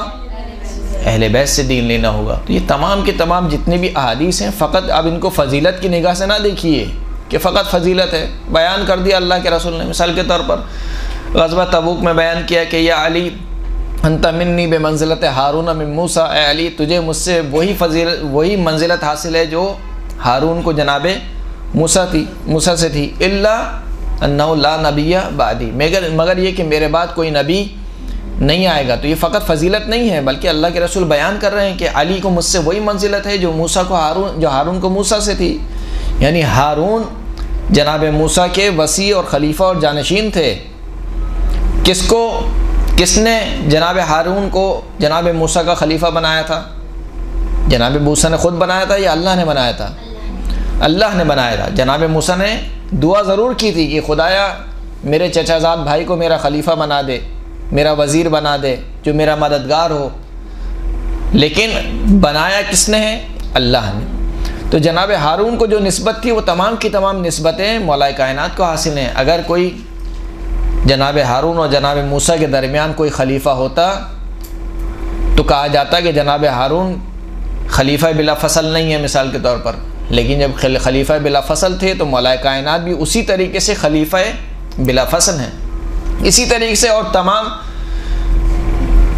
فضیلت کی روایت آپ اٹھا کے دیکھیے مولا کائنات کے باب میں، یہ تمام کی تمام روایت حجیت کو بیان کر رہی ہیں۔ مثال کے طور پر حدیث دار کون سی حدیث ہے؟ حدیث دار کون سی حدیث ہے؟ پہلی دعوت جو دی رسول خدا نے، دعوت ذوالعشیرہ، تمام کو بلایا، 3 دن تک آتے رہے، کھاتے رہے اور جاتے رہے، جواب نہیں دیا کسی نے تینوں دن۔ ایک ہی بچہ اٹھ کر جواب دے رہا تھا، وہ بچہ کون تھا؟ علی ابن ابی طالب۔ اور اسی وقت اللہ کے رسول نے فرما دیا کہ یہ علی میرے بعد میرا ولی، میرا وصی، میرا جانشین، میرا خلیفہ ہوگا۔ تو آپ یہ نہیں کہہ سکتے کہ فضیلت ہے، یہ فقط فضیلت نہیں ہے بلکہ اس میں حجیت چھپی ہوئی ہے۔ اسی طریقے سے اور آگے بڑھتے چلے جائیے. ضربۃ علی یوم الخندق افضل من عبادت الثقلین، علی کی ایک ضربت خندق کے دن ثقلین کی عبادت سے افضل ہے. تو یہ فقط فضیلت نہیں ہے بلکہ اس میں حجیت چھپی ہوئی ہے. اگر آپ سے پوچھا جائے ایک سوال، میں تھوڑا سا جگا دوں آپ لوگ کو، اگر ایک سوال پوچھا جائے آپ لوگوں سے کہ مولا کائنات کی سب سے بڑی فضیلت کیا ہے، تو کیا جواب ہوگا؟ اتنے بڑے فضائل ہیں مولا کے جی، لیکن ان تمام فضیلتوں میں سے سب سے بڑی فضیلت کیا ہے؟ بیوی زہرا کا شوہر ہونا مثلا، اور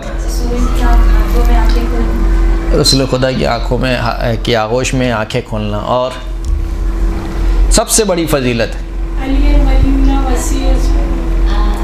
نبی صلی اللہ علیہ وسلم معراج پر تشریف لے گئے تھے تو مولا علیہ السلام وہاں پر موجود تھے اور جی نبی علیہ السلام کے ساتھ کھانا کھلانے کو گیا.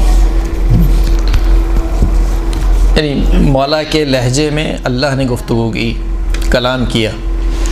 شب معراج یعنی معراج پر اللہ کے لہجے، مولا کائنات کے لہجے میں اللہ نے گفتگو کی. اور سب سے بڑی فضیلت پوچھ رہا ہوں میں، خانہ کعبہ میں بلا تو یہ، اور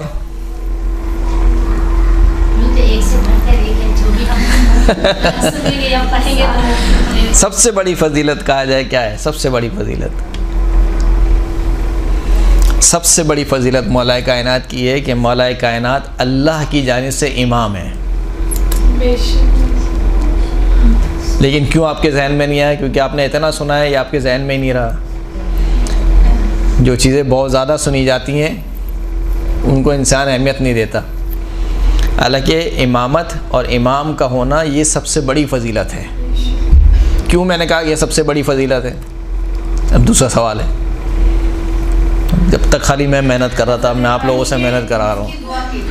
جی اتنی بڑی فضیلت ہے کہ حضرت ابراہیم جو نبی تھے دعا کی تھی، بندہ کی خواہش کی، کیونکہ رسالت کے بعد اب کسی چیز کی ضرورت تھی. رسالت تو تھی نا رسول، صحیح، تو اس لیے ولایت کی ضرورت تھی اور امام کی ضرورت تھی. صحیح، رہتی دنیا تک ہماری ہر چیز کو درست کر سکے، تو اس لیے پھر امامت کی ضرورت تھی.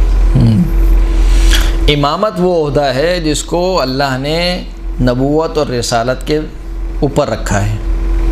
کیسے؟ وَإِذِ ابْتَلَىٰ إِبْرَاهِيمَ رَبُّهُ بِكَلِمَاتٍ فَأَتَمَّهُنَّ قَالَ إِنِّي جَاعِلُكَ لِلنَّاسِ إِمَامًا. جب ابراہیم کے رب نے ابراہیم کا امتحان لیا، بکلمات یعنی کلمات سے مراد ہیں، اکثر مفسرین یہ کہتے ہیں کہ وہ تمام امتحانات جو حضرت ابراہیم نے دیے. فَأَتَمَّهُنَّ، اور حضرت ابراہیم نے تمام امتحانوں میں کامیابی حاصل کی. کیسی کامیابی حاصل کی؟ ایسی نہیں کہ صرف 33% مارکس لے لیے، پاسنگ مارکس کے ذریعے سے نہیں، 80% بھی نہیں، 99% بھی نہیں، 100% کامیابی. فَأَتَمَّهُنَّ 100%، یعنی ہر امتحان میں ابراہیم 100% کامیاب ہوئے. جب ہر امتحان میں ابراہیم 100% کامیاب ہو گئے، وہ ابراہیم جو نبی بھی تھے اور رسول بھی تھے. رسولوں میں سے بھی کون سے رسول تھے؟ یعنی رسولوں میں بھی افضل ترین رسول تھے، اولو العزم رسول تھے. اس کے بعد اللہ کہہ رہا ہے کہ وہ ابراہیم جو میرا نبی ہے، میرا رسول ہے، اولو العزم ہے، اب اس نے امتحانوں میں کامیابی حاصل کر لی. قال انی جاعلک للناس اماما، اب میں تجھے لوگوں کا امام بنا رہا ہوں. اس کا مطلب ہے کہ اس سے پہلے نبی تھے، رسول تھے، لیکن کیا نہیں تھے؟ امام نہیں تھے. یہ امام کیا ہے؟ امامت کیا ہے؟ ہم سوال کرتے ہیں مسلمانوں سے، یہ جو اللہ کہہ رہا ہے کہ قال انی جاعلک للناس اماما، اگر امامت کا عہدہ نبوت اور رسالت سے کم ہے تو بھائی بچے کو امتحان وہ دیا جاتا ہے جو اس کے پاس چیز نہ ہو. مثال کے طور پر ایک ٹوٹی پھوٹی سائیکل ہو، اس سے کہا جائے کہ اگر تم امتحان میں پاس ہو گئے تو میں تمہیں نئی سائیکل دلاؤں گا، تو یقیناً جو نئی سائیکل ہے وہ ٹوٹی پھوٹی سائیکل سے کیا ہوگی؟ بہتر ہوگی. لیکن مثال کے طور پر اس کے پاس پہلی سے ایک اچھی سی سائیکل موجود ہے، آپ اس سے کہیں کہ اگر تم امتحان میں کامیاب ہو گئے تو میں تمہیں ایک سیکنڈ ہینڈ سائیکل دلاؤں گا، تو بچہ کہے گا میرے اس سے اچھی سائیکل میرے پاس موجود ہے. آپ کہہ رہے ہیں کہ میں سیکنڈ ہینڈ سائیکل دلاؤں گا، درست ہے؟ تو اللہ کہہ رہا ہے کہ اس نبی سے کہہ رہا ہے کہ جو نبی بھی ہے، رسول بھی ہے، اولو العزم ہے، اس سے کہہ رہا ہے کہ اب میں نے تجھے لوگوں کا امام بنایا۔ وہ بھی کب کہہ رہا ہے؟ کب کہہ رہا ہے؟ جب تمام کے تمام امتحان میں کامیابی حاصل ہو چکی ہے، اب کوئی امتحان باقی نہیں بچا ہے، تمام امتحان میں وہ بھی کامیابی کیسی لی حضرت ابراہیم نے؟ 100% والی کامیابی۔ 100% والی کامیابی کے بعد خداوند نے کریم کہہ رہا ہے کہ میں تجھے لوگوں کا امام بنا رہا ہوں۔ اس کا مطلب ہے حتماً یہ والا جو عہدہ ہے وہ کس سے بڑھ کر ہے؟ رسالت و نبوت سے بڑھ کر ہے، درست ہے؟ اب یقیناً آپ کے ذہن میں سوال ہونا چاہیے۔ کیا سوال آنا چاہیے؟ یہ ہمارا عقیدہ یہ ہے کہ رسول خدا سے بڑھ کر کوئی افضل نہیں ہے، تشیع کا مسلم عقیدہ ہے۔ یہ مولا کائنات بھی رسول اللہ کے بعد ہیں، رسول اللہ سے افضل، یعنی کائنات کی سب سے افضل ترین ہستی اگر کوئی ہے خدا کے بعد تو کون ہے؟ رسول خدا صلی اللہ علیہ وآلہ وسلم۔ صلاۃ پڑھو۔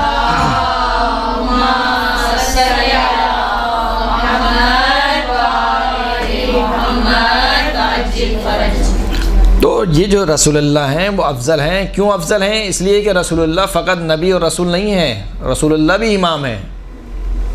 رسول اللہ بھی کیا ہے؟ امام ہے۔ کیوں رسول اللہ امام ہے؟ تمام رسولوں کے امام ہیں۔ کیوں رسول اللہ امام ہے؟ اس لیے کہ حضرت ابراہیم نے کیا دعا کی؟ وَمِن ذُرِّيَّتِي، خدایا میری ذریت میں بھی کس کو رکھ دے؟ امام کو رکھ دے، امامت کو، ذریت میں امامت کو رکھ دے۔ اور خدا نے کیا کہا کہ لا ینال عہد الظالمین، میرا جو یہ عہدہ ہے وہ ظالمین تک نہیں پہنچے گا۔ اس کا مطلب ہے کہ ذریت میں رکھوں گا تو صحیح، مگر جو تیری ذریت میں سے ظالم ہوگا اس میں نہیں رکھوں گا۔ اب حضرت ابراہیم کی ذریت چل رہی ہے، ومن ذریتہ داؤد و سلیمان و ایوب و یوسف و موسیٰ و ہارون و عیسیٰ و یحییٰ و الیاس و الیسع، یہ سب کے سب نبی حضرت ابراہیم کی ذریت میں سے ہیں یا نہیں ہے؟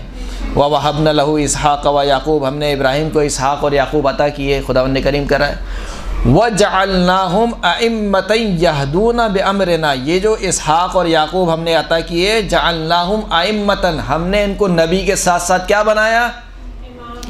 امام بھی بنایا۔ یعنی ان کے پاس کتنے عہدے تھے؟ 3 عہدے تھے۔ حضرت ابراہیم کے پاس 3 عہدے تھے، نبی، رسول اور امام۔ اس کے بعد جو حضرت ابراہیم کی ذریت سے جو نبی آ رہے تھے ان کے پاس بھی کتنے تھے؟ 3 عہدے تھے، وہ نبی بھی تھے، وہ رسول بھی تھے۔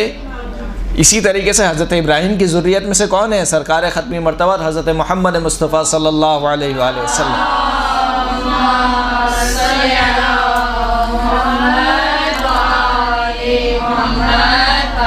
تو تینوں عہدے سرکار کے پاس موجود ہیں۔ تو یہ شائبہ آپ کے ذہن میں نہ آئے کہ اس کا مطلب یہ کہ اگر مولا کائنات امام ہیں تو گویا نعوذ باللہ رسول خدا سے افضل ہو گئے۔ نہیں، رسول خدا سے افضل نہیں ہے۔ کائنات کی سب سے افضل ترین ہستی رسول خدا ہیں، ان کے بعد اگر کوئی ہے تو ہے۔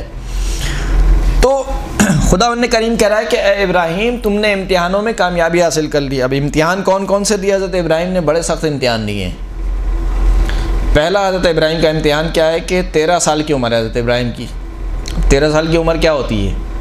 ایک لڑکا ہوتا ہے 13 سال یا 14 سال کی عمر میں حضرت ابراہیم سے کہا کہ دیکھو تمہارے معاشرے میں ہر طرف بت پھیلے ہوئے ہیں، تمہیں اس بت پرستی کا مقابلہ کرنا ہے، بت شکن نہیں کرنی ہے۔ حضرت ابراہیم کا لقب بت شکن ہے۔ بت پھیلے ہوئے ہیں، یہاں تک کہ حضرت ابراہیم کے گھر میں بت بنتے ہیں۔ ان کے چچا ہیں، جناب تو نہیں کہنا چاہیے، ان کے چچا یعنی آزر، وہ خود بت بناتے ہیں۔ نہ صرف کہ بت بناتے ہیں، حضرت ابراہیم کو کہتے ہیں کہ تم بھی جا کے بیچو۔ اب آپ سوچیے کتنا مشکل کام ہے۔ آج اگر ایک شادی کی محفل میں گانے چل رہے ہوں اور آپ سے کہا جائے کہ ذرا کہیے ان سے جا کے کہ گانے بند کر دیں، تو انسان سوچتا ہے نا، کتنا 10 بار سوچتا ہے کیسے کہوں۔ حالانکہ سب آپ کے ہم عقیدہ ہیں، سب الحمدللہ شیعہ اثناشری ہیں، سب الحمدللہ اہل بیت کے چاہنے والے ہیں۔ صحیح نا؟ تو حضرت ابراہیم جن کے پورے معاشرے میں بت پرستی پھیلی ہوئی ہے، وہ چچا بت بناتے ہیں، ان سے کہا جا رہا ہے کہ آپ جو ہے وہ اعلان جنگ کیجئے ان کے خلاف، یعنی تبلیغ کیجئے۔ اب حضرت ابراہیم نے تبلیغ کی، بہرحال جناب نے خیر اپنے چچا آزر کو کہنے لگے کہ اذ قال لأبیہ یا ابتی لما تعبد ما لا یسمع ولا یبصر ولا تغنی عنک شیئا، اے میرے بابا، چچا کو بابا کہتے تھے کیونکہ جناب چچا نے پالا تھا، آزر نے پالا تھا جناب ابراہیم کو۔ کہا کہ میرے بابا آپ کیوں ایسوں کی عبادت کرتے ہیں جو نہ کچھ سنتا ہے نہ کچھ دیکھتا ہے اور آپ کو کسی چیز سے بے نیاز نہیں کر سکتا، آپ کی کوئی مدد نہیں کر سکتا۔ حضرت ابراہیم تبلیغ کر رہے ہیں اپنے چچا کو کہ دیکھیے چچا یہ گونگے بہرے ہیں، یہ کچھ نہیں کر سکتے، آپ کو کوئی فائدہ نہیں پہنچا سکتے، نقصان نہیں پہنچا سکتے، میں اللہ کی جانب سے علم لے کر آیا ہوں، میری ہدایت کی، میری اتباع کیجئے، میں آپ کی ہدایت کروں گا۔ جواب میں آزر کیا کہتے ہیں، جناب ابراہیم کے چچا جواب میں کیا کہتے ہیں کہ اراغب انت عن آلہتی یا ابراہیم، اے ابراہیم کیا تو مجھے میرے معبودوں سے روکنا چاہتا ہے، میرے خداؤں سے مجھے روکنا چاہتا ہے؟ لئن لم تنتہی، اگر تو باز نہ آیا، لارجمنک، تو میں تجھے پتھر مار مار کے ہلاک کر دوں گا۔ واہجرنی ملیہ، اے ابراہیم نکل جا میرے پاس سے، اور تیرے اور میرے درمیان ایک طویل عرصے تک کیا ہوگی، جدائی ہوگی۔ اب یہ حضرت ابراہیم اپنی قوم سے بھی لڑ رہے ہیں، اپنے چچا سے بھی لڑ رہے ہیں، یہاں تک کہ وہ واقعہ سب آپ کے ذہن میں ہے کہ وہ لوگ عید پہ چلے گئے، جناب ابراہیم چلے گئے بت کدے میں، سارے بتوں کو توڑ دیا، جو سب سے بڑا بت تھا اس کے گردن میں کلہاڑے کو لٹکا دیا۔ جب وہ لوگ واپس پلٹے تو کہا کہ بھائی کس نے توڑا ہمارے بتوں کو؟ کہا یہ ایک لڑکا پھرتا ہے، اس کو ابراہیم کہا جاتا ہے، اس نے توڑا ہوگا، وہی ہمارے بتوں کو برا بھلا کہتا ہے۔ کہا لے کر آؤ اس کو، لے کر آئے، پوچھا ہاں بھائی حضرت ابراہیم کیا تم نے ہمارے بتوں کو توڑا ہے؟ کہا مجھ سے پوچھتے ہو، یہ تمہارا بڑا بت، یہ تو صحیح سلامت ہے اور اس کے گلے میں ہی کلہاڑا ہے، کہیں ایسا نہیں اسی نے توڑ دیا ہو۔ تو کہا کہ اس سے پوچھو کس نے توڑا ہے؟ تو وہ سب بگلے جھانکنے لگے۔ کیوں بگلے جھانکنے لگے؟ کیونکہ ان کو معلوم تھا کہ یہ بیچارے کچھ بولتے نہیں ہیں، یہ تو خود ہمارے محتاج ہے۔ تو حضرت ابراہیم کو پھر باندھ دیا گیا رسیوں سے اور آگ کو روشن کیا گیا۔ نمرود نے کہا کہ حضرت ابراہیم کو پھینک دیں گے اب کہاں پر؟ آگ میں، اور آگ کو روشن کیا گیا اور کئی مہینوں تک آگ جلائی گئی۔ اب جو ہے وہ اتنی آگ روشن ہو گئی کہ اب پھینکیں کیسے حضرت ابراہیم کو؟ جو آگ کے پاس جائے گا وہ خود بھی جل جائے گا، جو دوسروں کے لیے آگ جلاتا ہے وہ خود بھی جل جاتا ہے، چاہے بغض کی آگ ہو، چاہے غیبت کی آگ ہو، چاہے کینہ دشمنی کی آگ ہو، وہ خود بھی اس آگ میں جلتا رہتا ہے۔ بہرحال کہا کہ کیسے پھینکیں؟ کا منجنیق بنائی گئی، پہلی منجنیق دنیا کی بنی تھی، اس منجنیق میں بٹھایا اور حضرت ابراہیم کو پھینکا۔ اب حضرت ابراہیم ہوا میں معلق ہیں، ہوا میں معلق ہیں، آگے کیا ہے؟ آگ ہے، پیچھے جانے کا کوئی راستہ نہیں ہے، ہوا میں معلق ہیں۔ اور ایسے میں فرشتہ آیا، ابراہیم کیا ضرورت ہے، کچھ مدد چاہتے ہو؟ کہا مدد تو چاہتا ہوں مگر تجھ سے نہیں، جو میرا پروردگار ہے اس سے مدد چاہتا ہوں۔ اور اس نے کیسی مدد کی؟ یا نار کونی بردن و سلامن علی ابراہیم، اے آگ ٹھنڈی ہو جا اور سلامتی والی ہو جا۔ خداوند کریم نے دو حکم دیے، ایک تو ٹھنڈی ہو جا اور دوسری سلامتی والی ہو جا۔ کس کے لیے؟ فقط ابراہیم کے لیے، کسی اور کے لیے نہیں، فقط ابراہیم کے لیے۔ تو اگر خداوند کریم کہتا ہے کہ ٹھنڈی ہو جا تو ابراہیم جم جاتے بیچارے۔ ہاں وہ سلامن، ٹھنڈی ہونے کے ساتھ ساتھ سلامتی والی بھی ہو جا۔ تو حضرت ابراہیم وہاں سے بہرحال نجات پائی۔ حضرت ابراہیم نے پہلا امتحان حضرت ابراہیم کا۔ پھر اس کے بعد حضرت ابراہیم کی شادی ہو گئی جناب کس سے؟ دو بیویاں تھیں حضرت ابراہیم کی، جناب ہاجرہ اور جناب سارہ۔ جناب سارہ سے شادی ہو گئی، جناب سارہ سے کوئی بچہ نہیں ہوا، یہاں تک کہ حضرت ابراہیم بوڑھے ہو گئے، کوئی بچہ کوئی اولاد نہیں ہوئی۔ پھر انہوں نے شادی کی جناب ہاجرہ سے، جناب ہاجرہ سے پیدا ہوئے جناب اسماعیل۔ اب یہ تو خود ایک امتحان ہے، اگر خداوند کریم جو بھی بے اولاد ہیں خداوند کریم ان کو اولاد عطا فرمائے۔ اولاد کا نہ ہونا بہرحال ایک امتحان ہے انسان کا، اور بڑا مشکل ہو جاتا ہے اس چیز کو برداشت کرنا۔ تو حضرت ابراہیم کی اولاد نہیں ہے، اب بڑھاپے میں خداوند کریم نے اولاد عطا کی کہ ہم نے بڑھاپے میں ابراہیم کو اسماعیل عطا کیا، خود قرآن مجید کی آیت۔ اب جب بڑھاپے میں اولاد عطا ہو گئی تو اب حضرت ابراہیم سے کہا کہ اے ابراہیم، یہ جو بچہ جو تمہارا پیدا ہوا ہے، جسے ہمیں اپنی زبان میں کہنا چاہیے جو منت و مرادوں والا بچہ ہے، ظاہر سی بات ہے اتنی عرصے سے اولاد نہیں ہوئی ہے، اب بڑھاپے میں اولاد ہوئی ہے تو منت و مرادوں والا بچہ ہے، کہا اس کو اور اپنی بیوی کو چھوڑاؤ کہاں پر؟ وہ صحرا بیابان میں، نہ آدم ہے نہ آدم ذات، نہ کھانے کا کچھ آسرا ہے نہ پانی بھی نہیں ہے جہاں پر۔ خود خداوند کریم جناب اسماعیل کا قول نقل کرتا ہے، ربنا انی اسکنت من ذریۃ بواد غیر ذی زرع عند بیتک المحرم، خداوند کریم میں اپنی ذریت کو چھوڑے جا رہا ہوں ایک ایسی وادی میں جہاں کوئی آب و گیا نہیں ہے، لیکن تیرا گھر وہاں پر موجود ہے، عند بیتک المحرم، تیرا حرمت والا گھر وہاں پر موجود ہے۔ اب جہاں پر یہ امتحان ہے حضرت ابراہیم کا، وہیں پر امتحان ہے کس کا؟ جناب حاجرہ اور جناب اسماعیل کا۔ جناب اسماعیل تو خیر چھوٹے تھے، جناب حاجرہ کا بھی امتحان ہے یا نہیں ہے؟ اگر وہ بیوی آج کل کی بیویاں ہوتی تو کیا ہوتا؟ جناب اسماعیل سے پہلے ذبح ہو جاتے حضرت ابراہیم، کیا آپ مجھے چھوڑے جا رہے ہیں، وہ بھی ایسی جگہ پر جہاں نہ پانی ہے جہاں دانا ہے، اگر ماننا ہی ہے تو ایسے ہی بولتے ہیں کہ ماننا ہے، لیکن بہرحال جناب حاجرہ جناب اسماعیل اس جگہ پر رہے، حضرت ابراہیم چلے گئے، پھر اس کے بعد بچے کو پیاس لگی۔ اب جناب حاجرہ بچے کی پیاس بجھانے کے لیے دوڑی، کہاں پر دوڑی؟ صفا اور مروہ کے درمیان۔ وہ دوڑنا خدا کو اتنا پسند آیا کہ تمام تک قیامت تک آنے والے حاجیوں کے لیے واجب قرار دے دیا کہ وہ حاجرہ جو میرے نبی اسماعیل کی پیاس کے لیے دوڑی تھی صفا اور مروہ کے درمیان، اس دوڑنے کو اللہ نے عبادت بنا دیا۔ کہ تمہارا حج اس وقت تک قبول نہیں ہوگا، کمپلیٹ نہیں ہوگا جب تک صفا اور مروہ کے درمیان چکر نہیں لگاؤ گے۔ تو بہرحال حضرت ابراہیم نے ایڑیاں رگڑی اور اس سے چشمہ پھوٹا، اتنا چشمہ پھوٹا کہ سیلاب کا خدشہ ہوا، تو جناب حاجرہ نے کہا کہ زمزم، عبرانی زبان میں کہا کہ رک جا، زمزم کے معنی ہوتے ہیں رک جانا، پھر وہ پانی وہیں پہ رک گیا۔ اس پانی کو دیکھ کر پھر پرندے جمع ہونا شروع ہوئے۔ تو یہ بہرحال حضرت ابراہیم کا بھی امتحان تھا اور ان کے جناب حاجرہ کا بھی امتحان تھا۔ اب وہ بچہ جو منت و مرادوں والا بچہ ہے وہ جوان ہو گیا، صحیح ہے۔ اب جوانی کے بعد کہا کہ جناب اسماعیل سے کہا جناب ابراہیم نے، انی رأیت فی المنام انی اذبحک، اے اسماعیل میں نے خواب میں دیکھا ہے کہ میں تجھے ذبح کر رہا ہوں، تو بتاؤ کیا کرنا ہے۔ اب اگر آج کل کے بچہ ہوتا تو کیا کرتا؟ بیٹے سے پہلے باپ ذبح ہو جاتا۔ تو بہرحال امتحان ہے، حضرت ابراہیم کا بھی امتحان ہے، حضرت اسماعیل کا بھی امتحان ہے۔ حضرت اسماعیل نے کہا کہ یا بابا جان جو آپ کو حکم ہوا ہے آپ اسے انجام دیجئے۔ حضرت ابراہیم نے جناب اسماعیل کو لٹا دیا،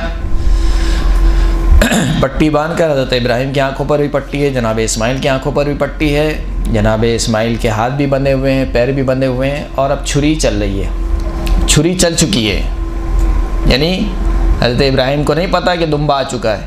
حضرت ابراہیم نے تو یہی سمجھ کے چلائی چھری، کہ چھری کس پہ چل رہی ہے؟ بیٹے کے گردن پر، اور چھری چل چکی ہے۔ چھری چلنے کے بعد جب ابراہیم نے آنکھیں کھولی ہیں تو خداوند کریم نے کہا کہ قد صدقت الرؤیا، اے ابراہیم تو نے ہمارا خواب سچا کر دکھایا، ہم نے تیری قربانی کو ایک عظیم قربانی سے بدل دیا۔ مطلب جب جنت کا دمبا یا جو، اور وہ اس کی قربانی ہوئی۔ تو یہ حضرت ابراہیم کے امتحانات تھے۔ ان تمام کے تمام امتحانات میں حضرت ابراہیم کیا ہوئے؟ کامیاب ہوئے، 100% کامیابی ملی۔ پھر اس کے بعد خداوند کریم کہہ رہا ہے کہ اے ابراہیم اب تجھے لوگوں کا امام بنا دیا۔ تو ہمارا سوال یہ ہے کہ اس آیت سے کم از کم یہ تو ثابت ہوتا ہے کہ ایک منصب الہی، نبوت اور رسالت کے علاوہ ایک اور منصب ہے جس کو کیا کہا جاتا ہے؟ امام کہا جاتا ہے۔ اتنا تو مانے نا آپ، چلیں آپ کو اختلاف ہے مثال کے طور پر کوئی امام ہے یا امام نہیں ہے، لیکن اس قرآن کی اس آیت سے کم از کم یہ تو ثابت ہو جاتا ہے کہ نبوت اور رسالت کے علاوہ ایک اور منصب ہے جس کو کیا کہا جاتا ہے؟ امامت کہا جاتا ہے، اور وہ منصب نبوت اور امامت سے افضل ہے۔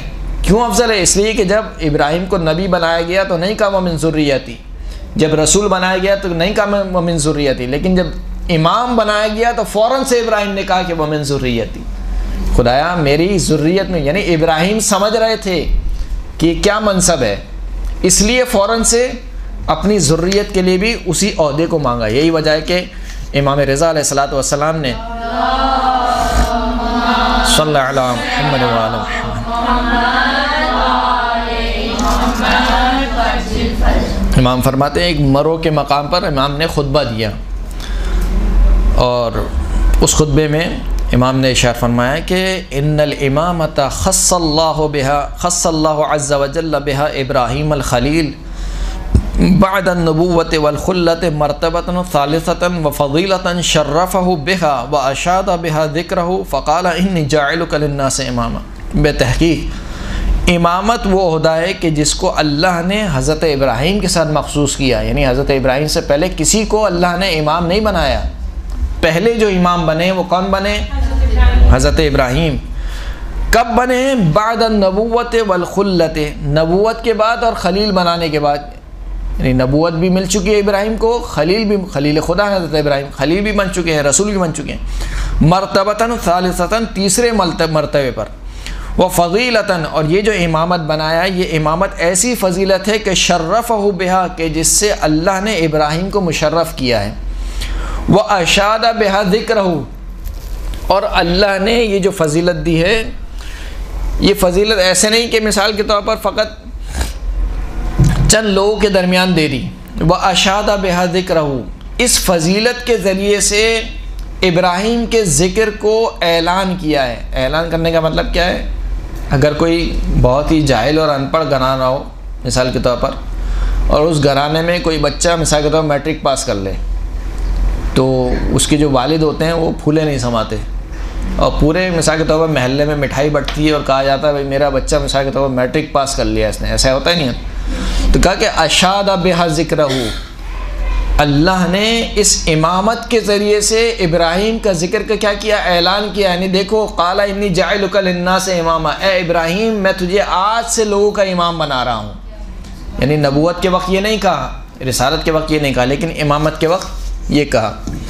فقال الخلیل علیہ السلام سرورا بہا، پس جب جناب ابراہیم نے سنا تو اتنے مسرور ہوئے کہ کہا کہ ومن ذریتی، خدایا اس ذریت، اس امامت کو میری ذریت میں بھی رکھ دے۔ قال تبارک و تعالی لا ینال عہد الظالمین، اللہ نے کہا کہ یہ جو امامت کا میرا عہدہ ہے یہ ظالمین تک نہیں پہنچے گا۔ فابطلت هذه الآیۃ امامت کل ظالم الی یوم القیامہ، پس اس آیت نے قیامت تک ہر ظالم کی امامت کو باطل کر دیا۔ اور پھر اس کے بعد آگے بڑھ کر، یہ بہت لمبا خطبہ ہے، میں اس کے تھوڑے ٹکڑے آپ کی خدمت میں پیش کر رہا ہوں۔ آگے بڑھ کے امام رضا علیہ السلام فرماتے ہیں کہ ان الامامۃ ہی منزلۃ الانبیاء و ارث الاوصیاء، یہ جو امامت ہے یہ انبیاء کی منزلت ہے، اوصیاء کی میراث ہے۔ ان الامامۃ خلافت اللہ و خلافت الرسول، امامت کیا ہے؟ اللہ کی جانشینی ہے اور اس کے رسول کی جانشین ہے۔ وہ مقام امیر المؤمنین علی بن ابی طالب، اور امامت کیا ہے؟ امیر المؤمنین علی بن ابی طالب کا امام ہے۔ ومیراث الحسن والحسین، اور امامت جو ہے وہ حسن اور حسین کی میراث ہے۔ تو یہ جو امامت ہے، یہ امامت کا عہدہ اس قدر بافضیلت ہے۔ تو جو مولا کائنات کی سب سے بڑی فضیلت ہے وہ کیا ہے؟ کہ مولا کائنات من جانب اللہ کی جانب سے امام ہے۔ وآخر الدعوانا الحمد للہ رب العالمین۔